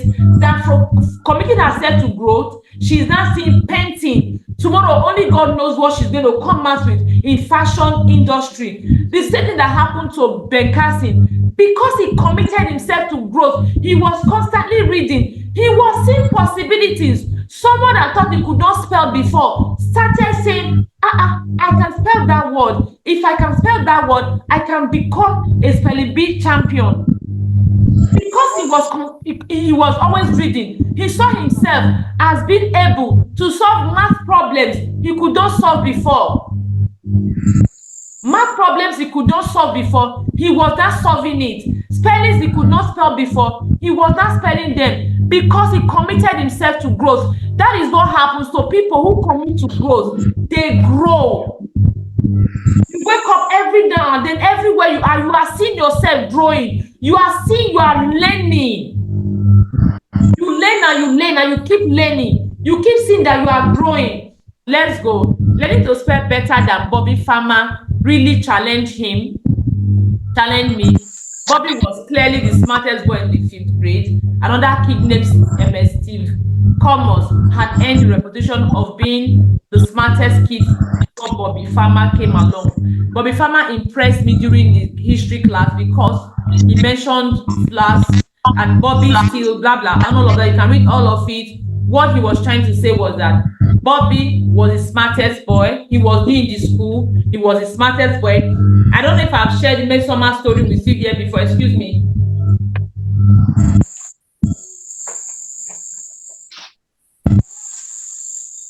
I don't know if I've shared Midsummer story with you before. Okay, maybe I'll share Midsummer stories as we proceed. You have. Okay, I have. So let me share the other story with you. You have shared it. Okay, you know the story of the boy. Have I shared the story of the boy? I think Christian school in Lagos back then. Was it JSS2 boy or I don't remember the class SS1 boy who was the smartest boy in his class. But as soon as another girl came in, the girl became the smartest girl. The girl became the smartest girl, and he became envious of her. To the extent that he went to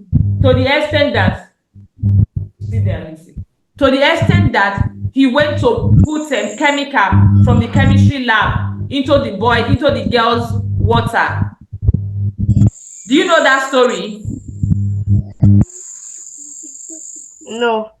Okay, the boy was the smartest boy in his class before. He was having all the A's and all the B's and all the C's, all the best grades. He was the one having them in his school, and then he thought he was the best until one girl came, a new girl came, and the girl outshined him. The girl outshone him, and he became envious. And what he did was, after their chemistry lab, he went to experiment, and everybody has stepped out. He took some of the chemicals and put into the girls' and put it into the girl's water. Luckily for the girl was smart enough. She smelled the chemical and she knew there was something wrong with the water, and she did not drink it. So that was the story. So what am I trying to say here? That according to this story now, the other boy, what's the boy's name again? Was the smartest boy in the class. What's his name? Steve Commerce.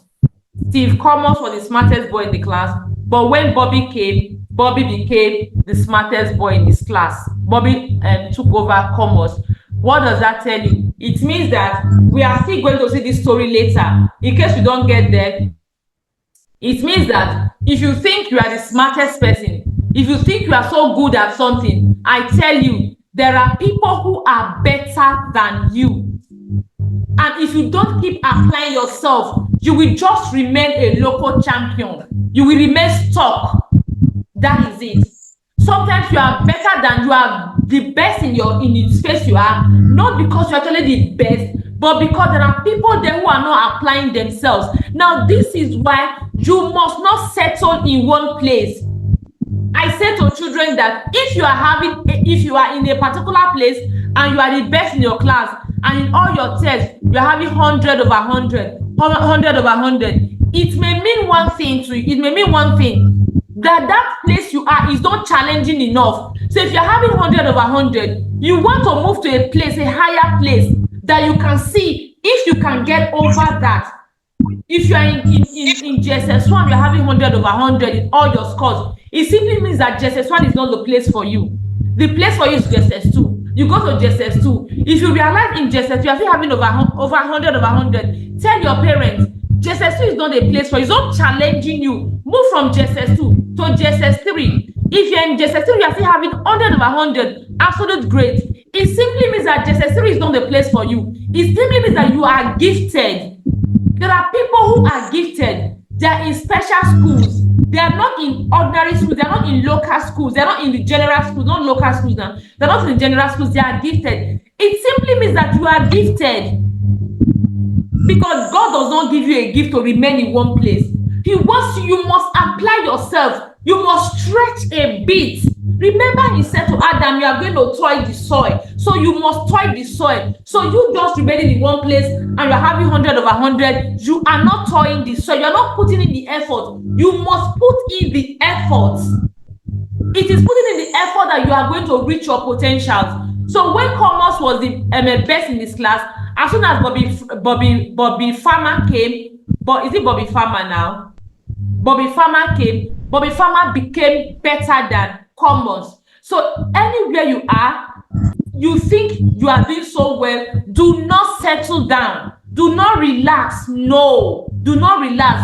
Keep applying yourself. We are going to see how this thing affected how you affected it's called be complacent, complacency. For someone to be complacent, you feel, oh, you are so good, you are in a place, you don't want to stretch yourself, you don't want to do more. It's complacency. We are going to see how that affected Ben Carson, even though he did not intend to be complacent. So let's go.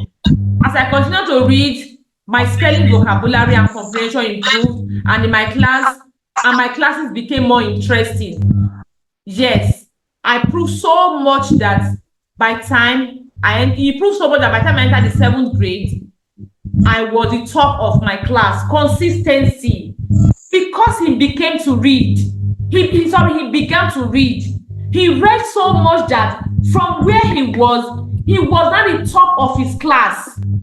He was not the top of his class. See, I want you to know that there is so much you can be. There is so much you can achieve. There is so much you can be if you don't remain where you are. Where you are is not the place for you to be. It's not that place. You are the one you chose to remain there. There is so much you can be. We see it in the life of Ben Carson. If Ben Carson had not become more than he was, he wouldn't have been the world celebrated. One of the, if not the very number one, he was the first person to successfully separate Siamese twins. You know who Siamese twins are, right? You know Siamese twins, right? Don't you? Smith, Favor, Essay. You know Siamese twins, right? A Siamese twins are twins who are joined together at birth. Yes. They gave birth to them, they are joined together. Some of them, they are joined by, at the head, some at the hand, anywhere. If they are joined at the hand, it's easy. The doctor can just carry out their surgical operation and the hands are detached and that is all. But this one, they are joined together at the brain. One of the twins, Dr. Ben Carson, he's a prof now, separated. They were joined together. The head, have you seen a brain before? The brain, if you have not seen a brain, just tell your mom to buy a brain. It's common to see the brain of goats. I don't know about the brain of cow, but the brain of goat. You will see they look like sponge. They look intertwined all together like a sponge. He was able to carefully separate them, that the two babies they lived. You know, he was the first to separate Siamese twins. That is why he's one of the world most celebrated neurosurgeons till today, till tomorrow, until only God forever, perhaps. Because he started to read. Because he started to apply himself. Oh gosh, I cannot talk about this enough. You can be more. You can be whatever you want to be. You can be it. All you need to do is just to apply yourself. Is to apply yourself. I have studied successful people. I know where I want to be really. I want to achieve a great deal. And I study people who are achieving a great deal. And I realize that they are doing a lot that I am not doing. They are doing so much. They put in the effort. Even people you follow on social media, the skit makers. Do you know that they do a lot? They do a lot. They do a lot. They just don't sit down. They just don't record one skit. Even the movies, you watch movies, people, before they got their breakthrough, if they told you how many times they went for auditions that they were rejected, how many times? No. Several times. They kept at it. Even the music, everybody says, oh, I want to be a musician, I want to sing. If they tell you what they do, like sometimes all night, morning till night, they are singing, they are recording. It doesn't follow, they delete, they go back again. They put in a lot. There is nothing. Unfortunately, what we see is the glam. What we see is the beauty. What we see is the results, what they are getting. We do not see the hard work behind it. I tell you, there is a lot of hard work that goes into any success story, any successful person. There is a lot of hard work that goes into it. We do not see the hard work. What we see is the success. There's a lot of hard work. And Ben Carson put in the hard work and he got the results. Please put in the work. Someone is scribbling on my screen and you are blocking my screen, please. Most of the kids who have gone to school with me in the 5th grade also moved to Wilson, yet the relationship began.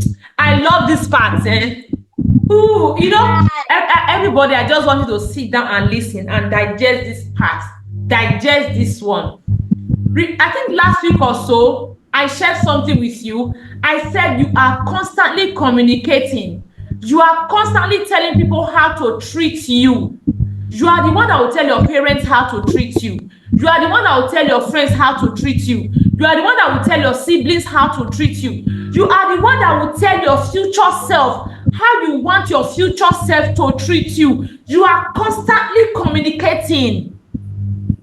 Now look at it. When Ben Carson, when he was your lodo of the class, they were teasing him. They were teasing him. Smith, you are not focusing. I want you to focus right now. You are the one. Okay, thank you.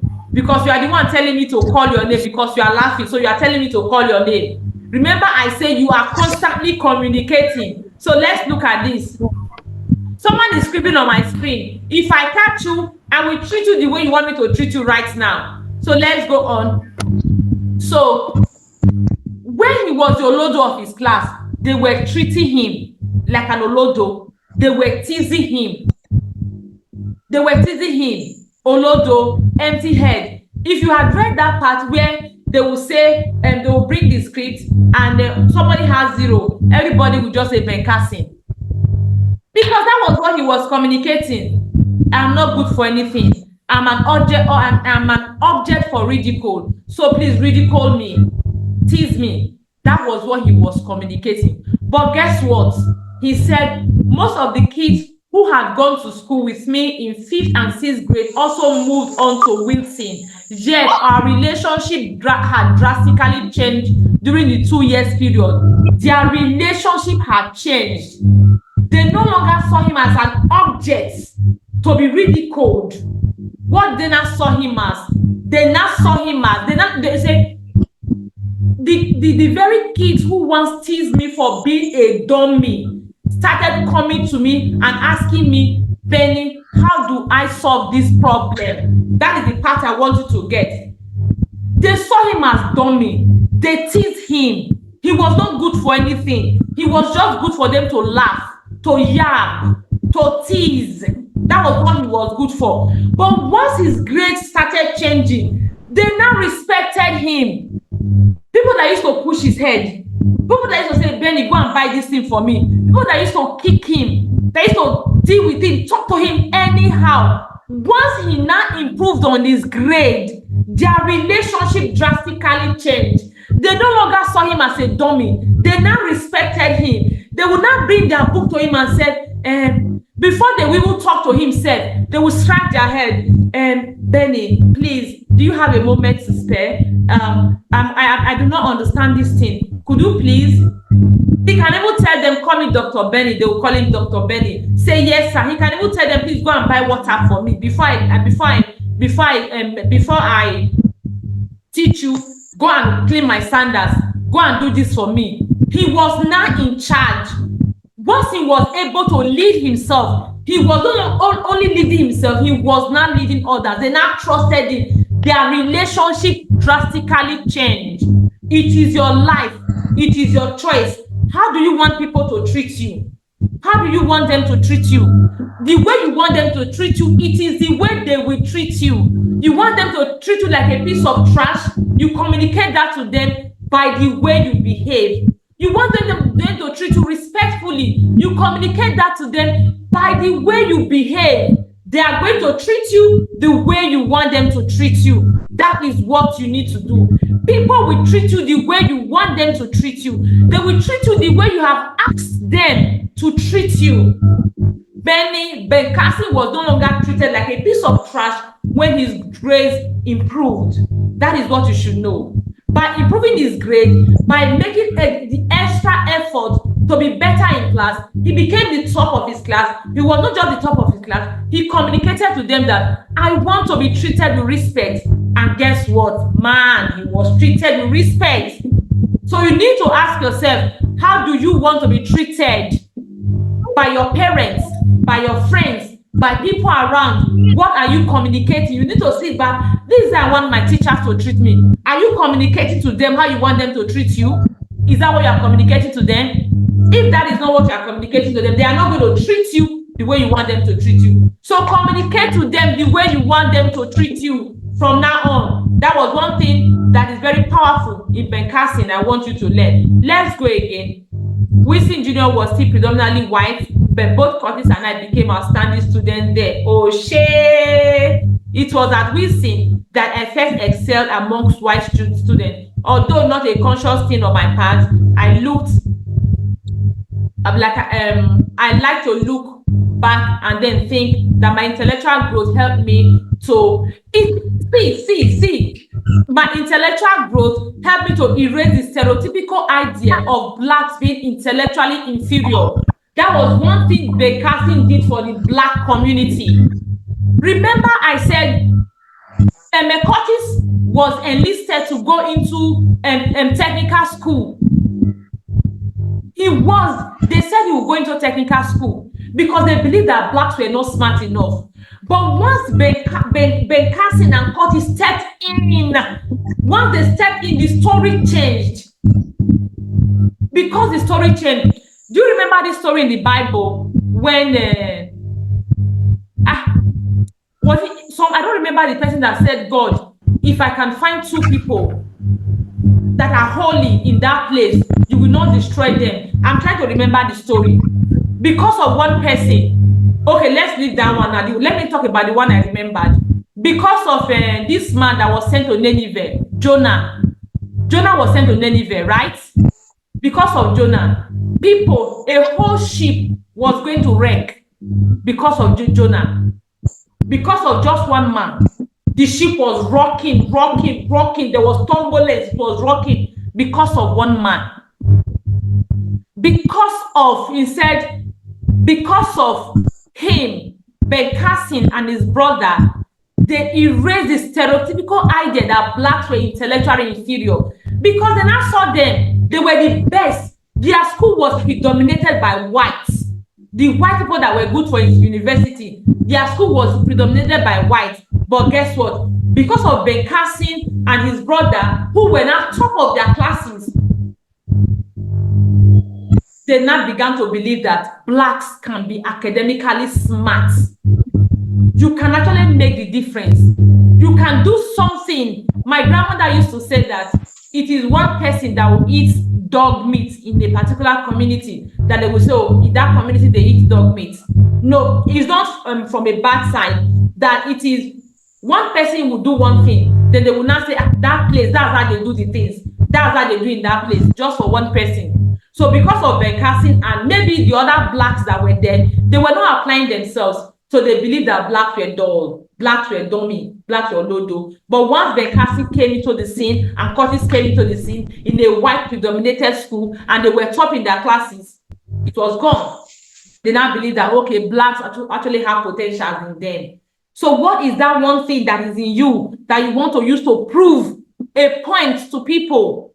We all have something in us that we can use to prove a point to people because you are always inspiring someone. Someone is always learning from you. Okay, let's see this.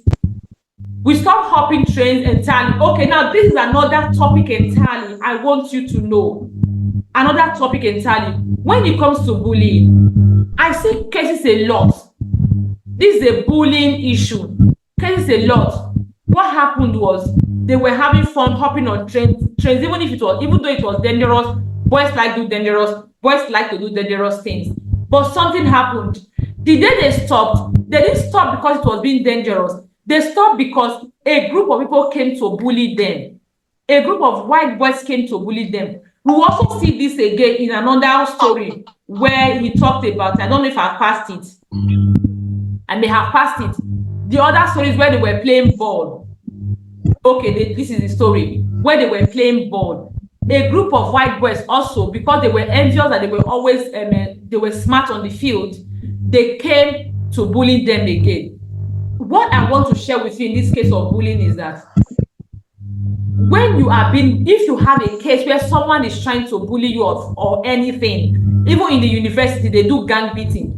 Some people want you to join court or anything. They will still gather you and they are still bullying you. You should know when to fight back and when to run away and when to back out.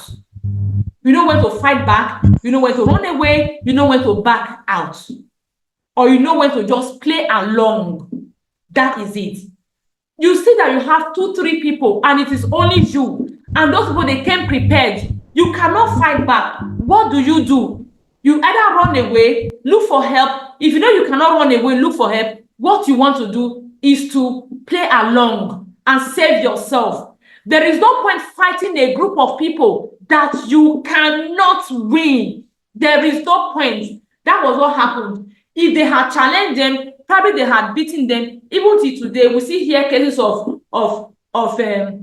children being beaten or teenagers being beaten and being even their lives being taken. We see here it today. So if they had beaten them and they had taken their life, Bekasi wouldn't have amounted to becoming a neurosurgeon today.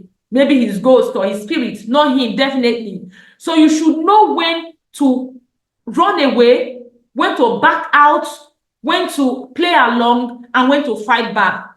Of course, if it's somebody that is one-on-one with you, you say, okay, you are trying to bully me, I can bring you down. Let's get down. But when you realize there are a group of people, please, whether you are going to the university or you are still in primary school or you are still in secondary school, know what to do. Be smart. Be very smart. No one will give you a trophy for losing your life in the process because you have pride. Someone is daring you. You want to fight back. No. Know when to fight back and know when not to fight back. That was what happened. Another thing that happened I want to learn from here is, even though they enjoyed playing the ball, they were enjoying the ball, they knew that the ball was not their goal, not their ultimate goal in life. Their life did not depend on it.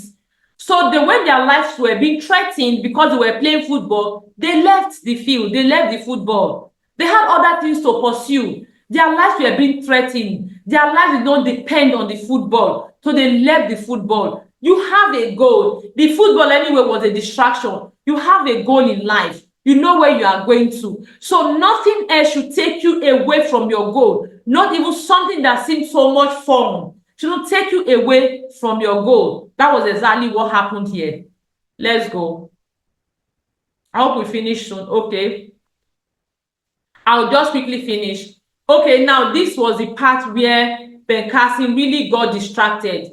Okay, now this is the one where he got distracted. This was where he was talking about capping. I don't know if you read this part, capping, where they do it, they still do it a lot in some schools in Nigeria, especially in schools in suburban. Some people will gather and they will now want to start saying some things. So they will start, okay, let me just go show you the message I have here.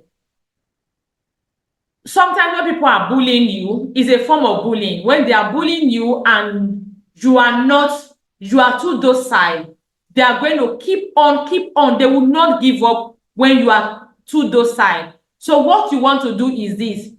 If you are not docile, do not ever be docile. Always learn to stand up for yourself. Learn to stand up for yourself. Again, in learning to stand up for yourself, learn to apply your wisdom. Know when to stop and when not to stop. Let's go.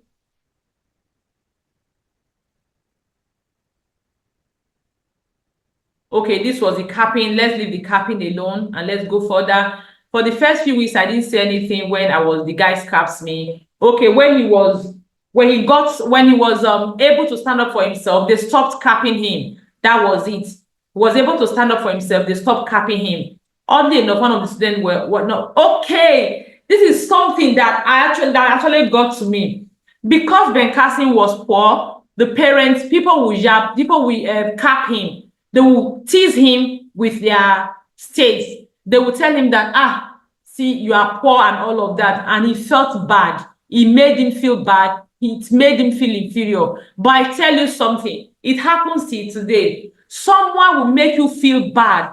They will make you feel inferior. They will make you feel they are more than you. I tell you something, for very many times, we are all in Nigeria together. We are all going through a lot of things together. They are no more than you in any way. There's an area where they can feel probably they focus more on. There's an area you also focus more on. At the end of the day, you realize that no one has a right to make you feel inferior.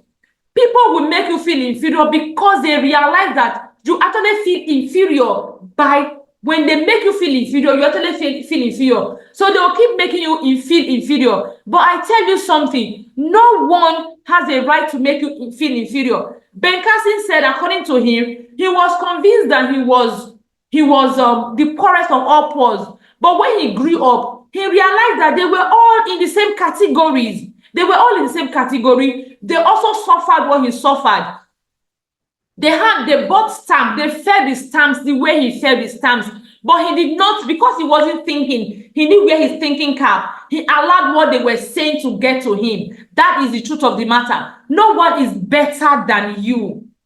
If you don't ever feel someone is better than you in any way, because the minute you begin to feel someone is better than you begin to feel inferior to that person, and if you are not careful, you can become a slave to that person. So no one is better than you. I want you to take that and run with.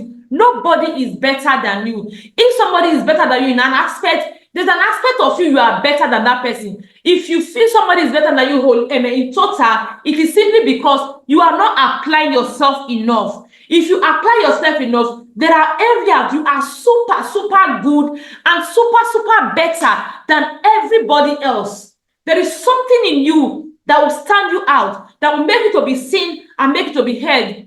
All you need to do is to apply yourself. That is what I want you to know from that particular part. We are not going to go to, okay, 50, oopsie. Okay, we'll just wrap it up quickly.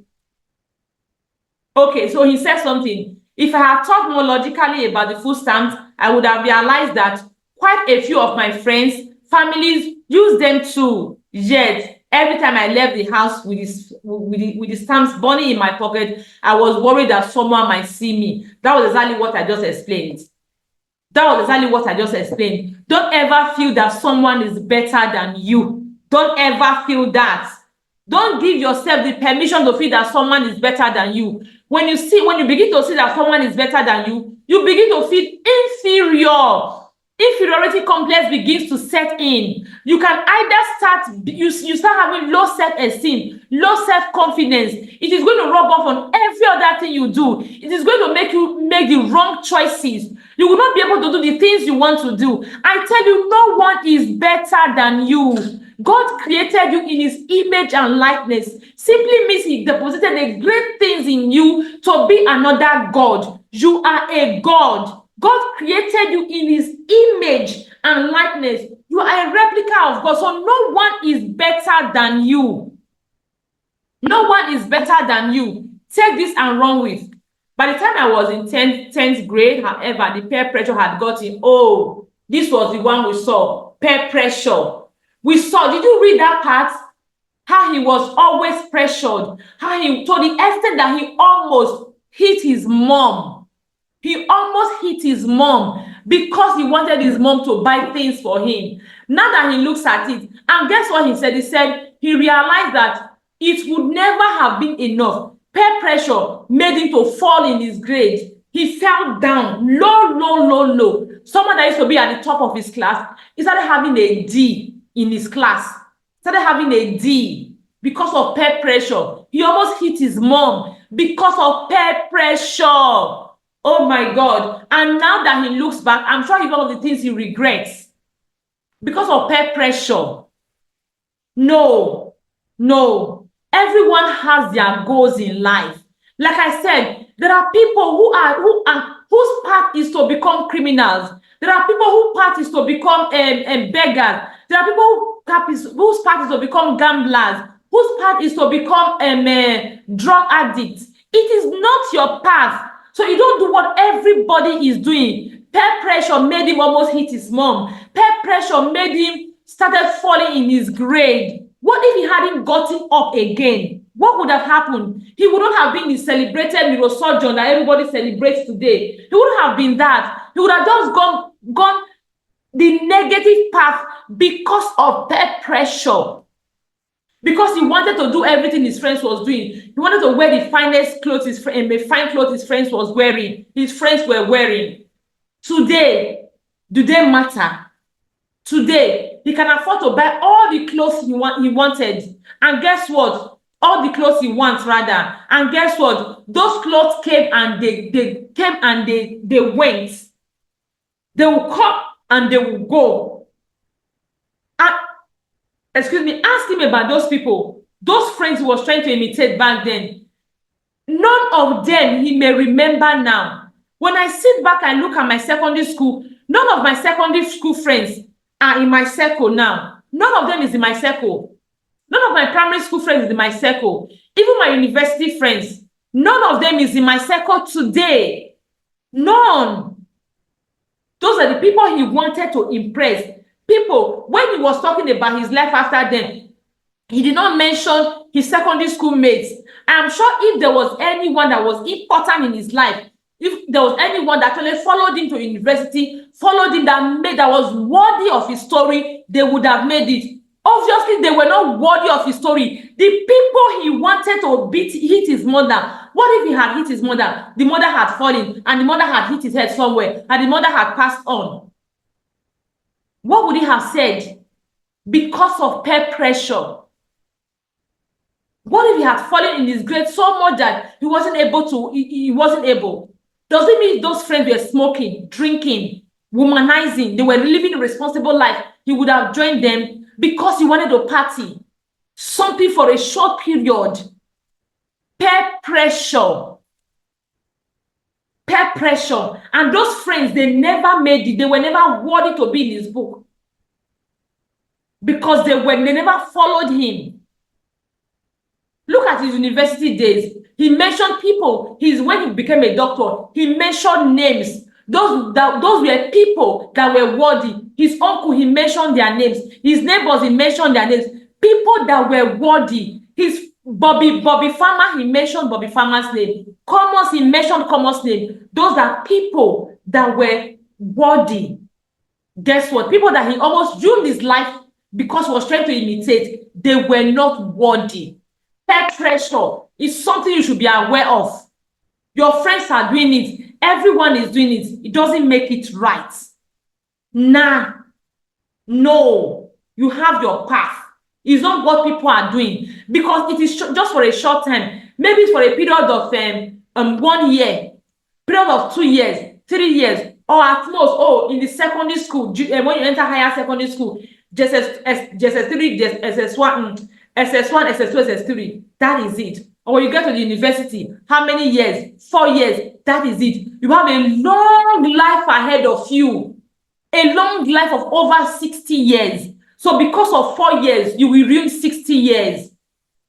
We have people today who are smoking, who are drinking, who are gambling, who their lives are almost not amounting to anything because of peer pressure, because they wanted to be like their friends. Just being like their friends for 1 year, for 2 years, and their life took a negative turn and never returned because of peer pressure.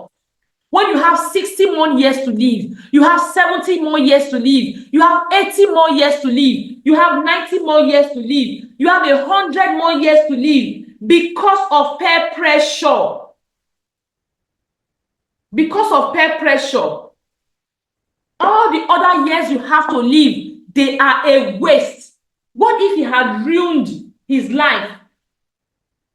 What if he had ruined his life because of peer pressure?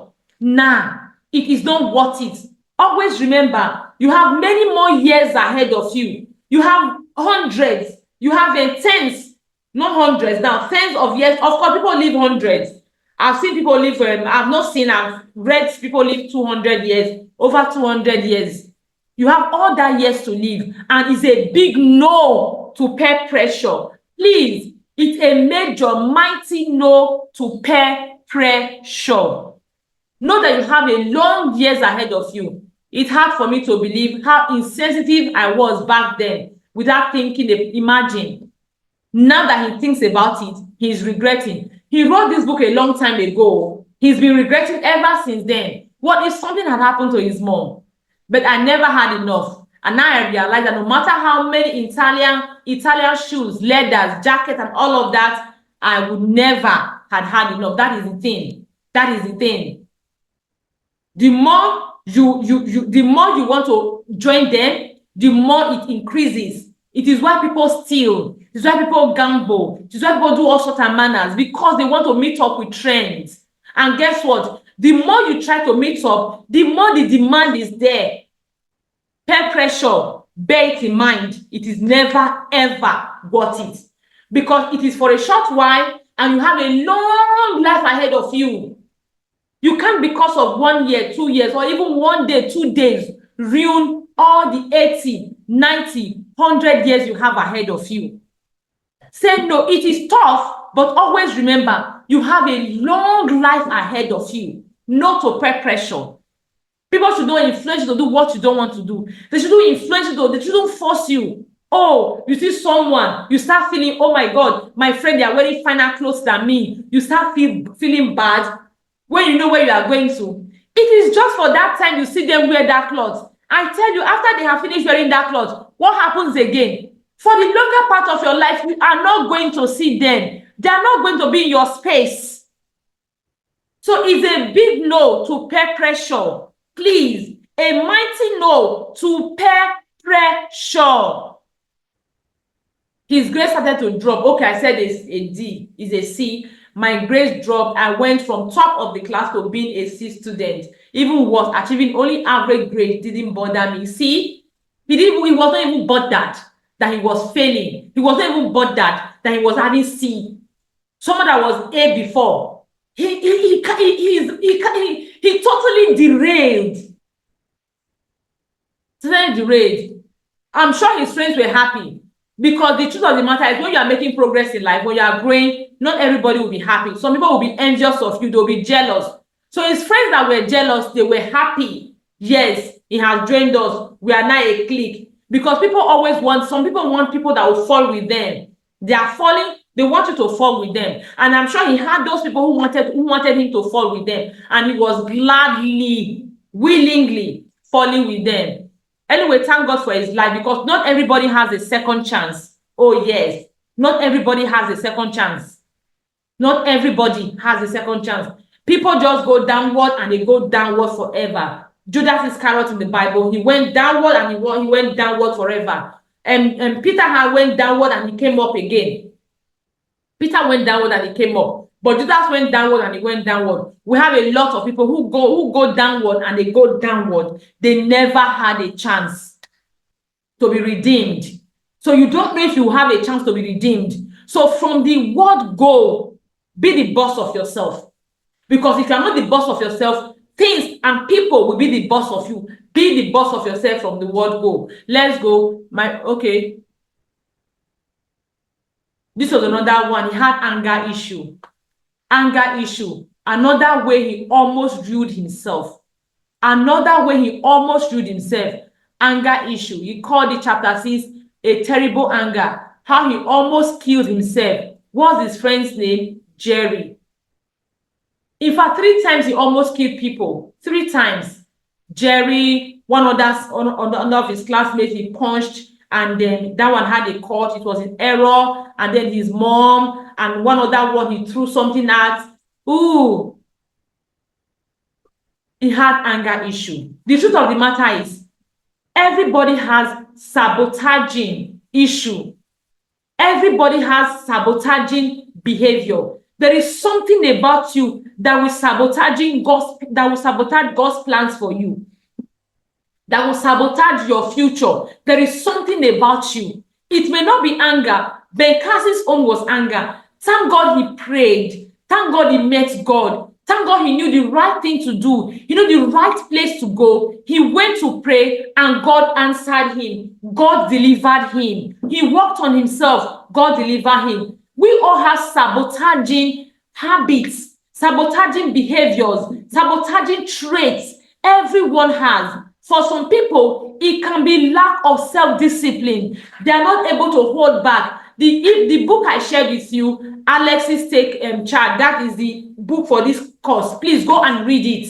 Go and read it. You will see how to become more self-disciplined in that book. Everybody has one sabotaging thing in them. Some people's zone is laziness, procrastination. So they always give excuses. I cannot do this, or I'll do it later. You all have one sabotaging trait in you that you need to face to face, and say, no, I do not want it. You are going to sabotage me. I am going to deal with you. Ben Carson had his own, which was anger. Anger would have sabotaged him. He probably would have ended up in jail. He probably would have ended up in jail or something, and he would not be able to achieve his potential. You have a sabotaging trait in you. Look for it and deal with it. If it's laziness, or it can even be addiction. You are addicted to television, it's sabotaging. You are addicted to game, it's sabotaging. You cannot say no. Your friends will come and say, let's go and do this. Even when you have important things to do, you will leave the important things you have to do. You will follow your friends. It is sabotaging. Any sabotaging thing you have in you, say no to it.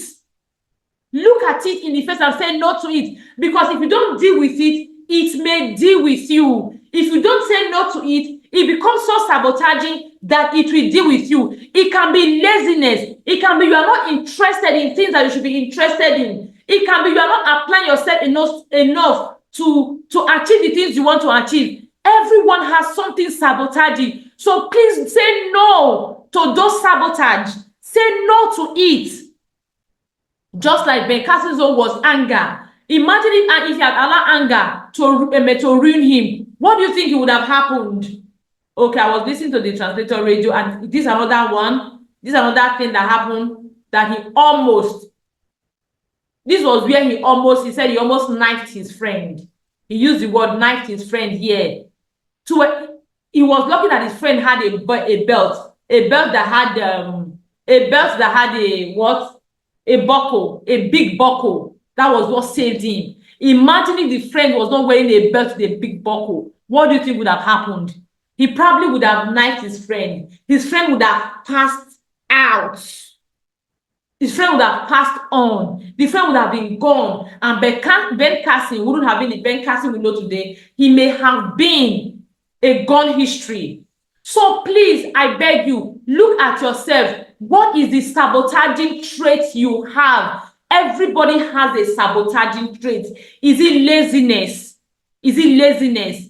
Is it you are easily distracted or everything comes your way? You cannot say no to your friends. They want to come and take you when you are doing important things. You cannot say no to your friends. Is it that you usually get angry? Is it that you have pride? You're not teachable. Somebody wants to teach you. Instead of you to calm down to learn, you have pride. What is that sabotaging thing? Is it that you have unforgiveness in you because you are so unforgiving? You have it in you for a long time. Instead of you are seeing someone that you're supposed to collaborate with, partner with, you are unforgiving. Is that the sabotaging thing? What is that the sabotaging trait you have? Is it that you usually give up? You are not persistent. Instead of you to try harder, you just give up and say, I beg, let me go. What is that sabotaging thing? See that you don't apply yourself enough. What is that sabotaging thing? Please sit down and think of it. If you have a trait in you that is sabotaging, know that that trait is the enemy that is sent to you to come and sabotage your potentials, to come and sabotage your purpose in life. You are going to look at that trait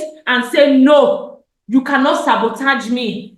I am the boss of me. I am my self-leader. You cannot lead me. Because the moment you allow that trait sabotage you, that trait is leading you. Okay, so let's go on. We've talked about that sabotaging. Okay, now you were saying that he dreamt of being a doctor since I was 8 years old, but how could I fulfill the dream with a terrible temper? It is what I just talked about it. You cannot fulfill your dream with that sabotaging trait. You cannot. Because that trait is meant to be on your way.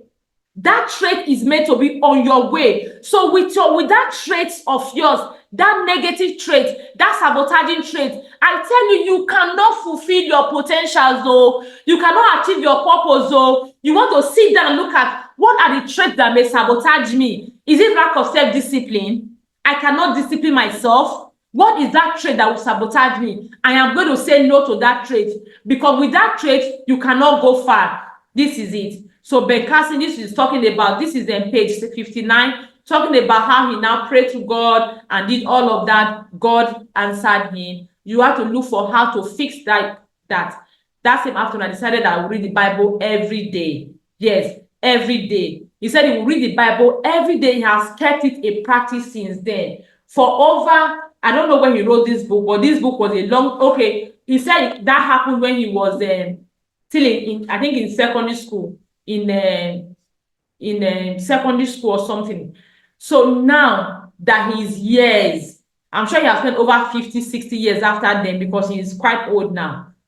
He's still practicing it every day. It simply means that, you know, this is what I talked about. I said faith comes by hearing. It's a sabotaging habit that he wanted to do away with it. It was not just doing it once and going away. No, he kept on reading the Bible. He has read it every single day. That is it. That was his tool for fighting it. Every single day, he kept saying, no, I'll read the Bible every single day to fight this my anger issue. And did he succeed? Yes. According to him, his friends don't believe that he once had anger issues. His friends don't believe that he once had anger issues because he has been consistent with the healing he got. He has been consistent. He has consistently heard what will make his anger go away. So whatever your sabotaging habit is, you are going to learn how to deal with it, and you are going to be consistent. Consistency means you are going to do it repeatedly every day. Okay, you didn't I started, okay, that's part of how he got it. Let's go. Okay, what is this? If I had my doubt about choosing my career, Devin, so 13th birthday, Curtis gave me psychology today. Okay, I love this part really because I always say to people that when you want to give somebody a gift, just don't give them a gift you like. Give them a gift they like. It's something about etiquette. You want to buy something for someone, you just give them a gift they like. And Curtis is a brother. Another reason I like this part is that Curtis is the brother of Ben Carson. Now, you as a sibling, you have a role to play in how your sibling turns out. I see very many siblings, they bully each other. No. As a sibling, you are your sibling's first best friend. You are their first cheerleader. You are their first role model. We may not have time to go through the entire book. We can see how Ben Carson, how Curtis constantly inspired Ben Carson, how Ben Carson was constantly being inspired by his brother Curtis. That is who you are to your sibling. You are a role model. Whether you are older or you are younger, you can be a role model. Do not hide your whatever you have. You have your light, your light, which is your skills, your talent. Your siblings, whether you are even older or younger, they are constantly watching you. You are inspiring them.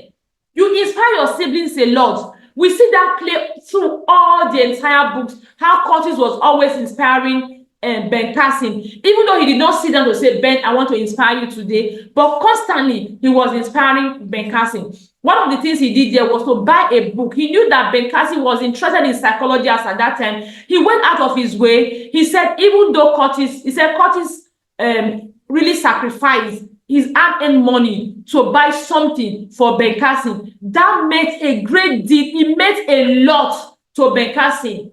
His brother loved him. He shows love. You can't say you love your brother, your sister without being kind to them, without gifting them, without supporting their interests. That was what Curtis did here. And you can see it made it into Ben Carson's book. It was something important. So what you do for your brothers or what you do to them will also make it into their books. So I want into their books, their life story. They may not write a book, but in their life story. So I want you to sit down and ask yourself, am I inspiring my siblings? Am I inspiring them towards good or towards bad? Am I supporting them? Do I even understand them? Do I know their interests? Do I know their passion? How much do I understand them? And how much am I doing to encourage them on the right path? You have a duty. You own that to your family members, to your siblings, to encourage them towards the right path. The kids opened, okay, Ben Carson, the kids started coming to him when he was reading psychology. He felt he was he was a professor now. Started reading psychology books. They will open up to him. They'll share their troubles with him because again he had that in him and he did not hide it. He had that. He did not hide it. He never hid his lights. Okay, I'm just trying to wrap up now because this book is really a lot and I can't go through all of it. Another thing you want to look at in this book is that when he joined this ROTC, when he joined them, his excellence stood him out. What took people 6 months to become captain? Also, it took Ben Carson, I think 3 or 4 months to become that. He not only become that, do you know that Ben Carson, as at when he finished college, He was offered opportunity to go to the military, where people will line up, people will write application, people will go and bribe. Like the story of the girl I told you, who made a first class in Unilag, who was the best graduation student in Unilag. When her mates will be looking for jobs, she would not look for job. When her mates will now be going to look for who to bribe to give them job, she will not look for who to bribe to give her job. She'll be the one to sit down and be choosing and be selecting. I don't want this. I want this. I don't want this. I want this. That was it. That was exactly Ben Carson's case. He was the one. By the time he finished, he was ready to go into university. He had options. He was the one that was choosing the school he would go. Oh God, just by applying himself, by leading himself, by becoming the boss of himself. Please, I beg of you, you owe it to yourself. It is your life. Your life, it is your life. Your life belongs to you. It is your life. It is your choice. It is your everything. It belongs to you. You owe it to yourself. You owe it to yourself. I beg you. You will not struggle like other people if you can only apply yourself. That was what happened to Ben Carson. When he wanted to get admission, schools came for him. They lined up. They offered him 98% scholarship or 92% scholarship. He had 92% scholarship. How would he have coped? Someone that couldn't even afford his basic needs. They had to look for holiday job up and down. How would he have coped? Except he would have coped on student loan. How would he have coped? Even to buy his basic things, such as his toiletries. He couldn't readily afford his toiletries. You see that? So how would he have been able to see his way through medical school? If he had not applied himself, if he had not worked hard. It was his life. And we can see that it is his life.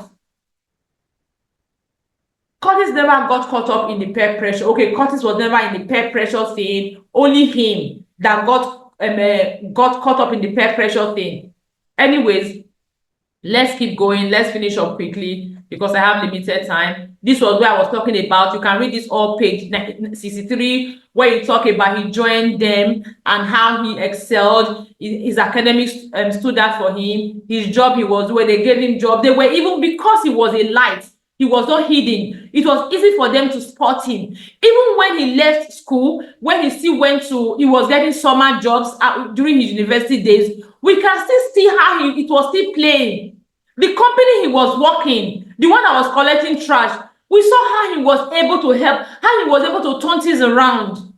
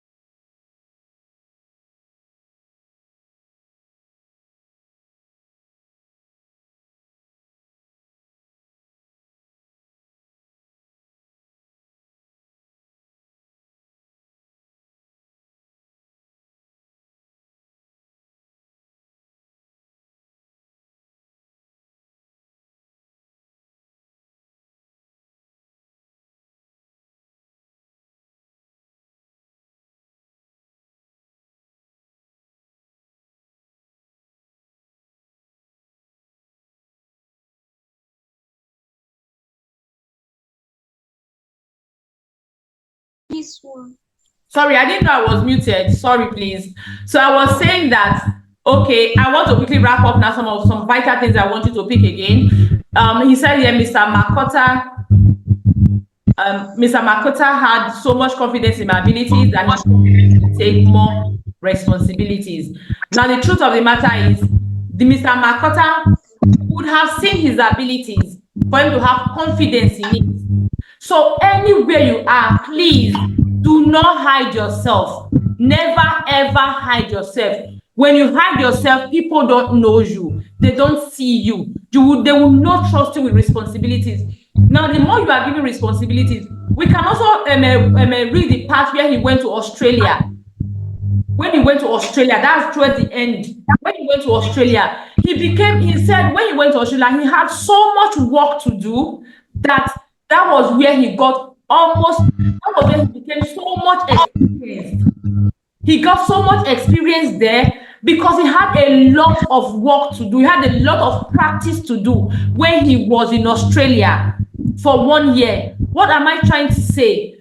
When you hide yourself, people don't know what you can do. Because they don't know what you can do, you may not grow beyond where you are. You become complacent. He never hid himself. He was always forward. He was not the busy bee. He actually had something to show. He was always forward. He was always showing himself. Because of that, he was seen. Because he was seen, he was constantly giving a responsibility. Now, the more he was giving responsibilities, the more he was able to become proficient, become an expert. Please never ever hide yourself. You are in school, the question is being asked in class. Answer the question for the love of Christ. Answer the question. I remember the last time when Coach Helen was asking, why don't, okay, not here. He was asking another group that, why don't you answer questions in class? And someone was saying, because I'm always shy, I'm always nervous. I feel if I don't know it, my people will laugh at me. That is the same thing everybody feels. The same thing. If they are laughing, so they are laughing with their mouths. Sometimes they are laughing because they are very ignorant. They don't even know it. So don't always show yourself. You are in class, you know an answer, you don't know an answer, attempt it. Do not hide yourself. Because when you show yourself, you are trusted with responsibilities. Now, the more you are trusted with responsibilities, the more you get better. The more you get better, even if you are not trusted with responsibilities, they know you and you are going to, they will never forget you. You are going to make it into somebody's story and you become someone they can easily recommend. If you're in a class of 500, they will know you because you speak up. Even if you don't know the answer, they will say, oh, I know Favor because she's confident. She may not get the answer right, but she has an idea. Even when she doesn't have an idea, she is not afraid to speak up. They will know you for something good, not something bad. They will not know you for she's the shy type. No, they will know you because you are confident. They will know you for someone who makes attempts. They will know you for someone who knows it, who is smart. They will know you for something. So don't hide. Never hide. Ben Carson was never hiding. He was never, ever hidden. One of the things that helped him, when he went to Australia, he kept practicing. They brought jobs for him. He was not lazy. More than being a teacher with interest limited in primary, blah, blah, blah. He started, okay, let's leave that. Let's go on. Let's see what. Second, reverting to my earlier skills. Okay, that skill of capping helped him. Okay, Hunt recognized my leadership ability, and because I was doing so well academically, he took a special interest in me. Again, he was not hiding. If he was hiding, they wouldn't have taken a special interest in him. They took a special interest in him because he was not hiding. Leaders don't hide. They recognize his leadership ability. And because he was also doing well academically, he was not hiding. If he was hiding, they wouldn't have recognized the leadership ability in him. They recognized it because he was not hiding. He was showing. So please do not hide. Never ever hide. Do not hide. People will laugh. Let them laugh. I tell you, in a year to come, you will not see them. They will not be in your space.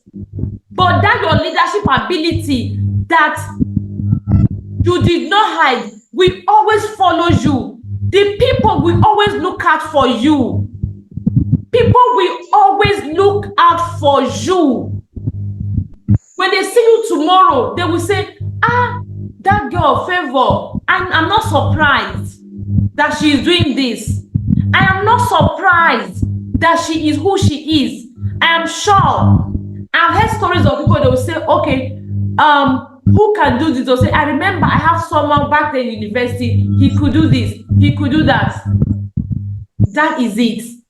I remember when I got my first job after NYC, and my company wanted someone who studied chemical engineering, who studied something in chemical, something about chemical related to, and it was one guy. It was one guy in my where we did use service together, Martins, my CLO. I remembered.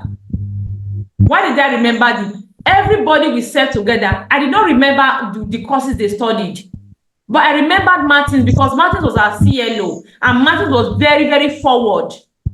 So you knew Martins, you would know almost everything about Martins, as in not things that he didn't want you to know. You will know the school he went to, you know where he came from, his state of origin. You will know what he studied. You are cracking. So I knew that. Oh, sorry. Network. Please, you are cracking. It's network. Oh, sorry. So that was how. Please, you are cracking. So do not you are freezing. My speaker is not working clearly. Can you hear me better now? Am I still cracking? Am I still cracking?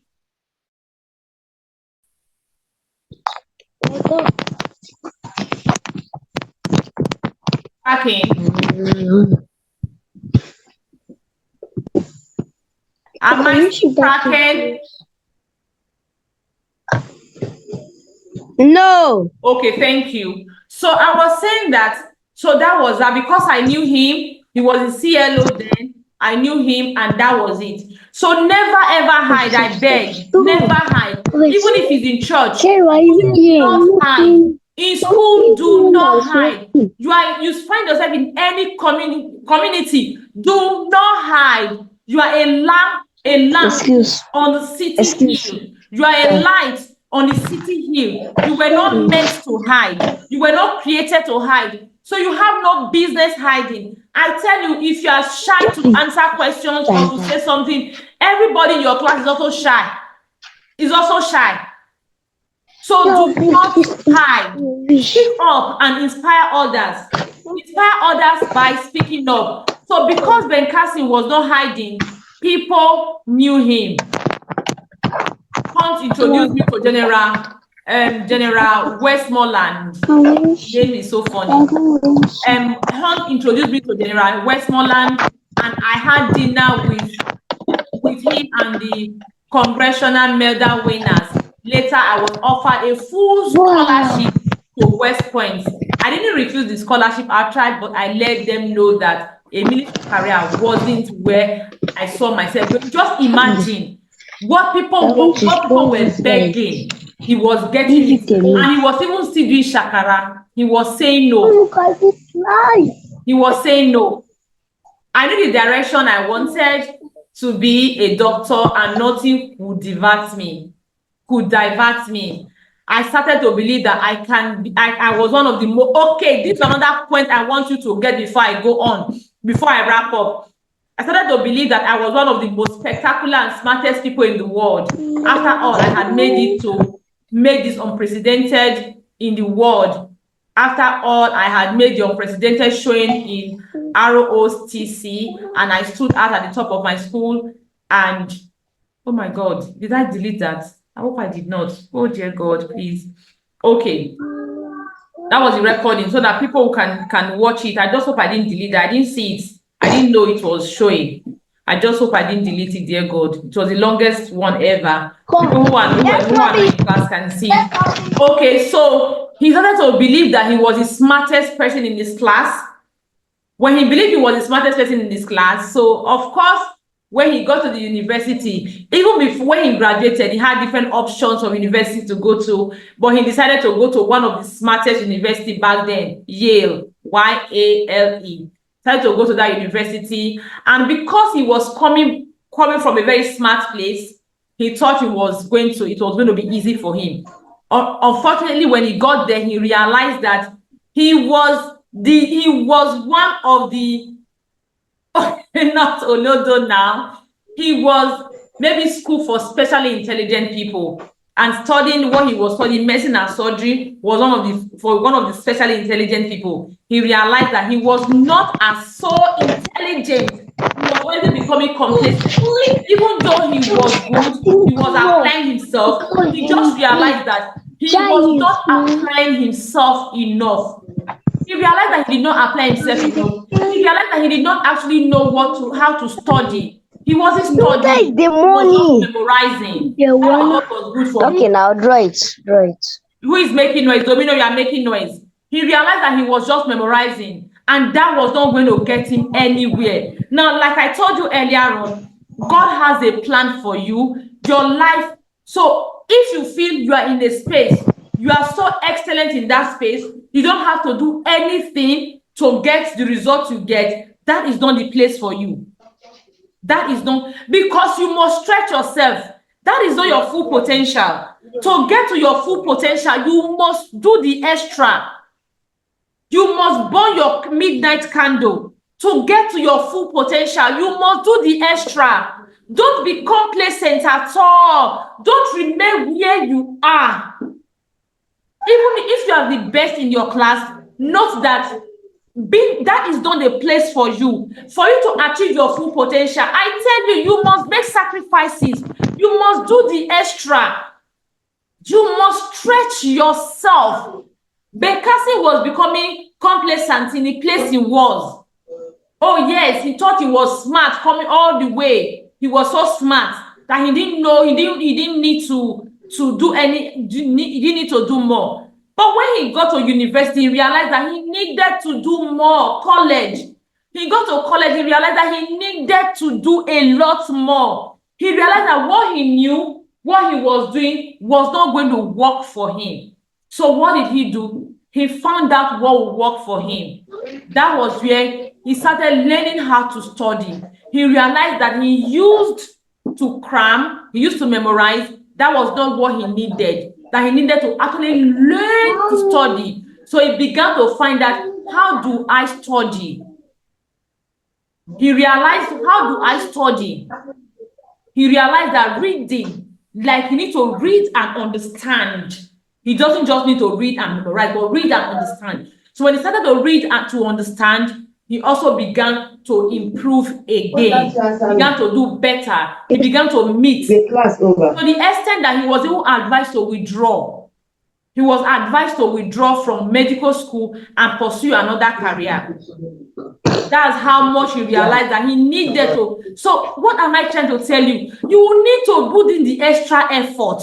You need that effort. It is that extra effort that will give you what you want. Your life belongs to you. You are the boss of yourself. You are the captain of your ship. You need that extra effort to get to where you want to get. You need that extra effort. I beg you, put in that extra effort. Put in that extra effort. No one says it is easy. We saw Bekasi was almost giving up. He was frustrated at some point. He was saying, what do I need to do? And he told himself that, okay, let me shall do my best. Even if at the end of the day I do not pass, I know that I have done my best. Please do your best.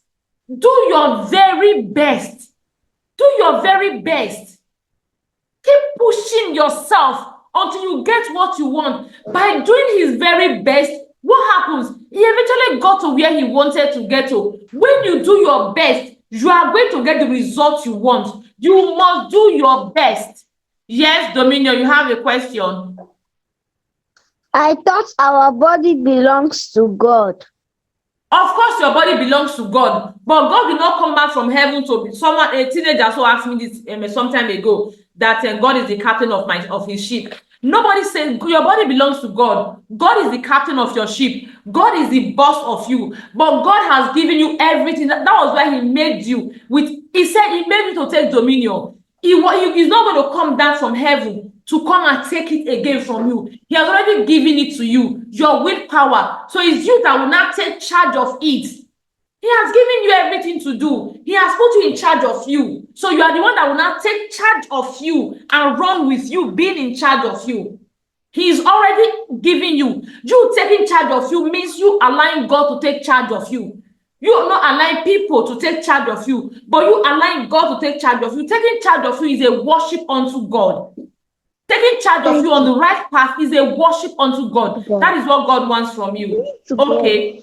So let's go. I think I need to have another class now. I think I need to run along. So I just have explained the basic things that you need to take charge of you. You need to take charge of you. You need to be in charge of yourself. That is the only way you can achieve your potential. Now, remember, nobody wants to be behind bars. Nobody wants to be a criminal. Nobody wants to be in prison. Nobody wants to be a beggar. Nobody wants to be a fraudster. Nobody wants to be, ask anybody, say, I don't want to be a fraudster. Nobody wants to be a kidnapper. Nobody just wants to do crime and end behind bars, be in prison for life. Nobody wants that. But people end up becoming that. Nobody wants to be a gambler. Nobody wants to be a drug addict. Nobody wants all of that. But people become that, not because they want to be that, but because they did not take charge of their lives. If you don't take charge of yourself, something will come and take charge of you. We see that in Ben Cassie's story. When Ben Cassie started not taking charge of himself again, peer pressure took charge of him,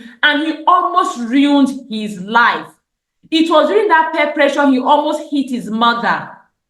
You know, I'm sure if he was more in charge of himself, he probably wouldn't have let anger take him. Anger almost sent him to where he did not want to go. So please, you are the captain of your ship. You are the boss of yourself. Your life belongs to you. I am the boss of me. You are the boss of you. Your life belongs to you. Again, I will use this spiral. It is your choice. It is your consequence. It is your choice. It is the reward you get. No one says it's going to be easy. No, it's not going to be easy. It's not going to come like your favorite flavored ice cream. It's not going to come with like your favorite drink or your favorite snack. It's not going to come like your favorite destination. It's not going to come like the sweetest thing you've ever eaten. It is not going to come like that. It is going to come boring. It is going to come boring. It is going to come with a bit of extra sacrifice, requirements. It's going to come with you deliberately disciplining yourself. It's going to come with you looking at the mirror and say, this is me, I'm the boss of myself. It is going to come with a lot of demands. But guess what? It is what will take you to your destination, what will give you ultimate happiness. It is what you can do for a short period of time. 3 years, 4 years, that is what you have to be committed to it. And after that, for the rest of your life, you are living a fulfilled life. You are living a happy life. What you need to do is a short period of time. If you're in primary school, you need to just focus. Self-discipline, self-leadership, self-mastery, self-boss for a short period of time, not up to 10 years. And after then, you are going to live for 70 years, 80 years, 90 years, 100 years, 110, 20, 30, even up to 200 years. And you are enjoying the dividends of a short time. It's like when you just plant one seed, you are planting. When it's harvest time, oh, I planted the seed of pawpaw. Today I was counting the fruit on the one pawpaw. I bought one pawpaw, I ate, and I just threw the seed. Only one seed germinated. The other ones I uprooted them because the place was crowded. And just one seed. Today I was counting the fruit that is already producing. A lot of fruit. I counted over 10. I was just smiling. That is it. Just a short period of time you are planting, and then you have a long life to reap. Distractions will come, temptations will come, a whole lot will come. Nobody is saying no. You have traits, personal traits that want to sabotage you. You have personal traits that want to come in your way. It is what it is. But you are your boss. You are the boss of you. You are your own leader. You are everything you want to be, and you can be it if you choose to be it. So I encourage you. Tomorrow is our party, our wrap-up party, and I do hope that you are going to lead yourself after now. If nothing I have ever said from the beginning of this class inspired you, if nothing other coaches said inspired you, let Ben Carson inspire you. Let the fact that you are a light that should never be hidden inspire you. Let the fact that you are the boss of you inspire you. Let the fact that you are in charge of your life inspire you. Let the fact that your life is like this pen. You pick one aspect of it, you pick your choice, you have your consequence. You pick your choice, you have your reward. Let that inspire you. Let the fact that everybody who is successful today makes sacrifices. At one point in their life, they made sacrifices.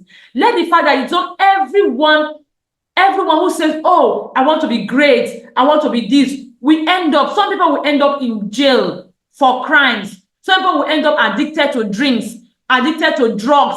Some people will end up addicted to betting, gambling. Some people become fraudsters. Some girls will become something else.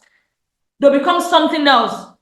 Let the fact that that is not your lot inspire you. Let the fact that if you do not take charge of your life, something will take charge of you.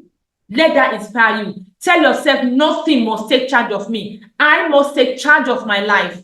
And to take charge of your life, you must push yourself. You must apply yourself. You must do what you need to do. You must work constantly, every day, consistently towards where you are going to, your destination, your big picture, your big dream. Let that inspire you.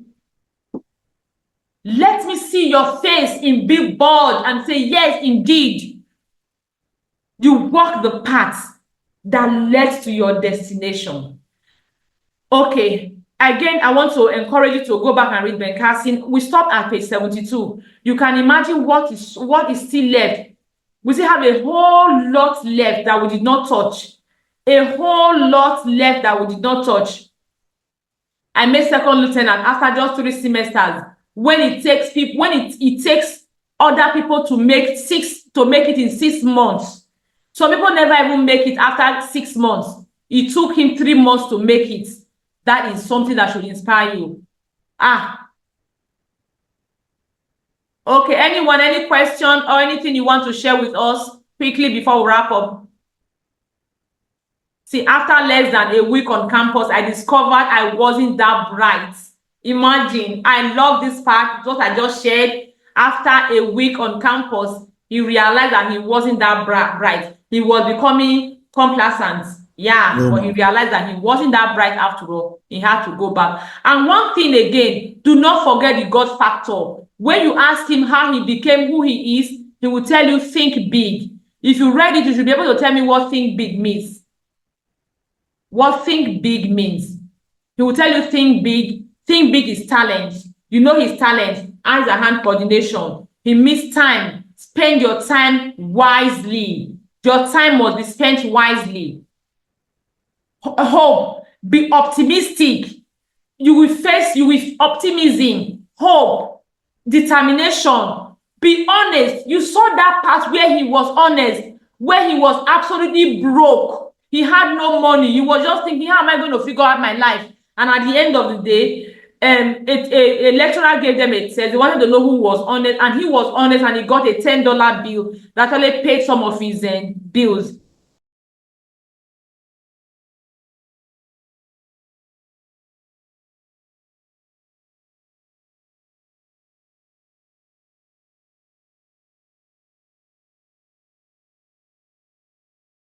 Sorry, I just wanted to share that last one with you. That's the last thing I'm sharing, and we will call it a day. And tomorrow we have a wrap-up party, and that is it. Okay, you saw that part. I was talking about that part where the lecturer wanted to test their honesty, and at the end of the day, he got the $10 bill because he was the only one that stayed in class. The lecturer gave them difficult questions, and the rest of them just ran away. They told themselves they are going to tell the lecturer that they did not see the question. They didn't see that there was a test, and they will study and come back. And then he was the only one that stayed in the class, and the lecturer actually gave him a $10 bill. Insight, another thing that he talked about. Insight is another thing. Insight simply means that listen and learn from people who have already been where you want to go. Benefit from their mistakes instead of repeating them. Read good books like the Bible, because they open up new words of understanding.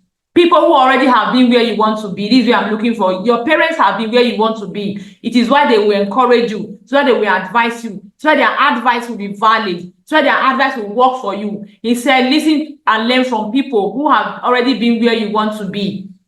Your parents have been where you want to be. They have been here, so listen to them. Nice, be nice to people. Yes, he talked about being nice. You can see that all through when he was in medical, when he was in school, not school, when he was now working, he was always nice to people. He talked about that knowledge, seek knowledge, seek knowledge, seek knowledge. And he said books.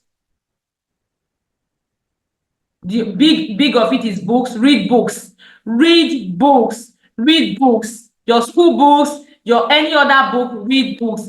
In-depth learning, keep learning. You have read books, not mechanically. Research, learn about topics, learn. Okay, that is the end of it. And another thing I want you to note is God. We could see that when he had anger issue, he called on God. There was another thing he talked about. There was a day he was very broke, that he didn't know what to do, and he saw $10 bill on the floor, on the ground. He said it could only have been God. And one other thing he did was, when he said he was struggling with chemistry.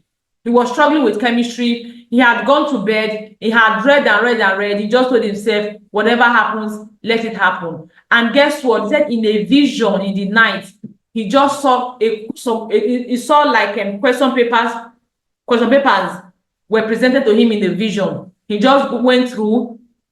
So when he woke up in the morning, he quickly took in his notes and he wrote all the questions that he didn't remember everything, but he wrote the ones he could remember down. And guess what? He said when he got to exam, because chemistry was a struggle, and he had failed the previous subjects. He had failed the test they have done. However, the lecturer said that he was going to wipe off the previous test. That particular last test was what he was going to use to grade them on that chemistry, in the chemistry test.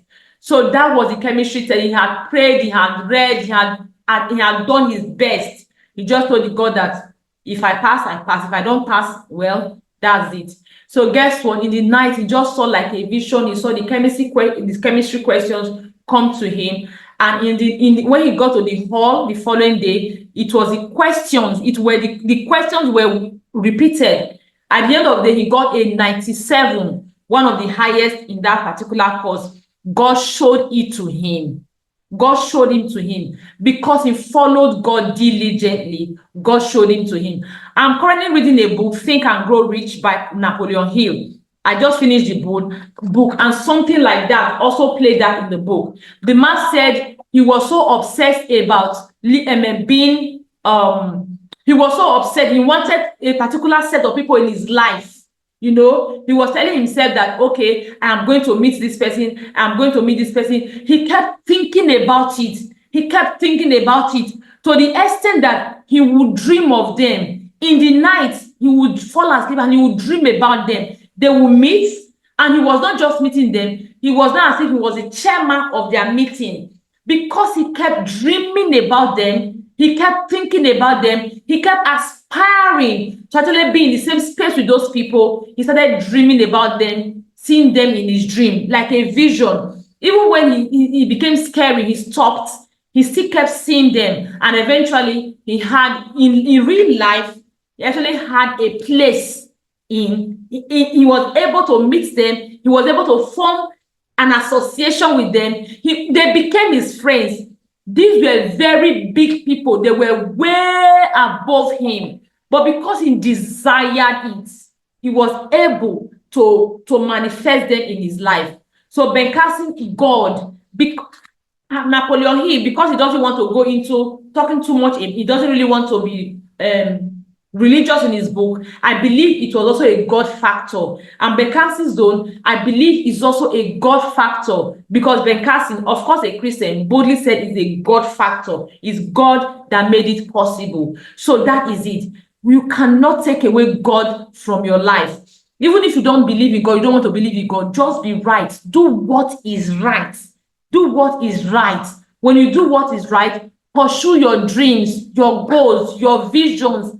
Pursue them, and I tell you, you are going to achieve them. Ben Carson, God came through for him, and God will come through for you. As long as God sees your effort, sees every single thing, God will come through for you. So if you don't have any questions, we can wrap up now. Any questions? Any questions? Unmute yourself and tell me a no or a yes. If you don't have any questions, say no, you don't have. If you have, tell me you have.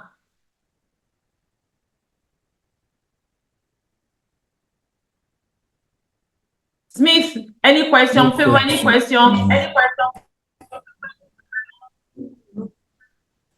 No questions. All right. See you tomorrow as we wrap up. I know this class was very long. Tomorrow's class is not going to be long. It's just going to be a party, a short party. We are just going to dance and celebrate, and that is all.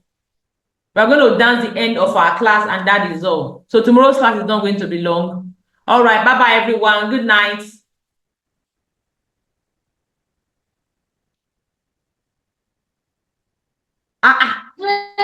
Nobody's telling me good night. Good.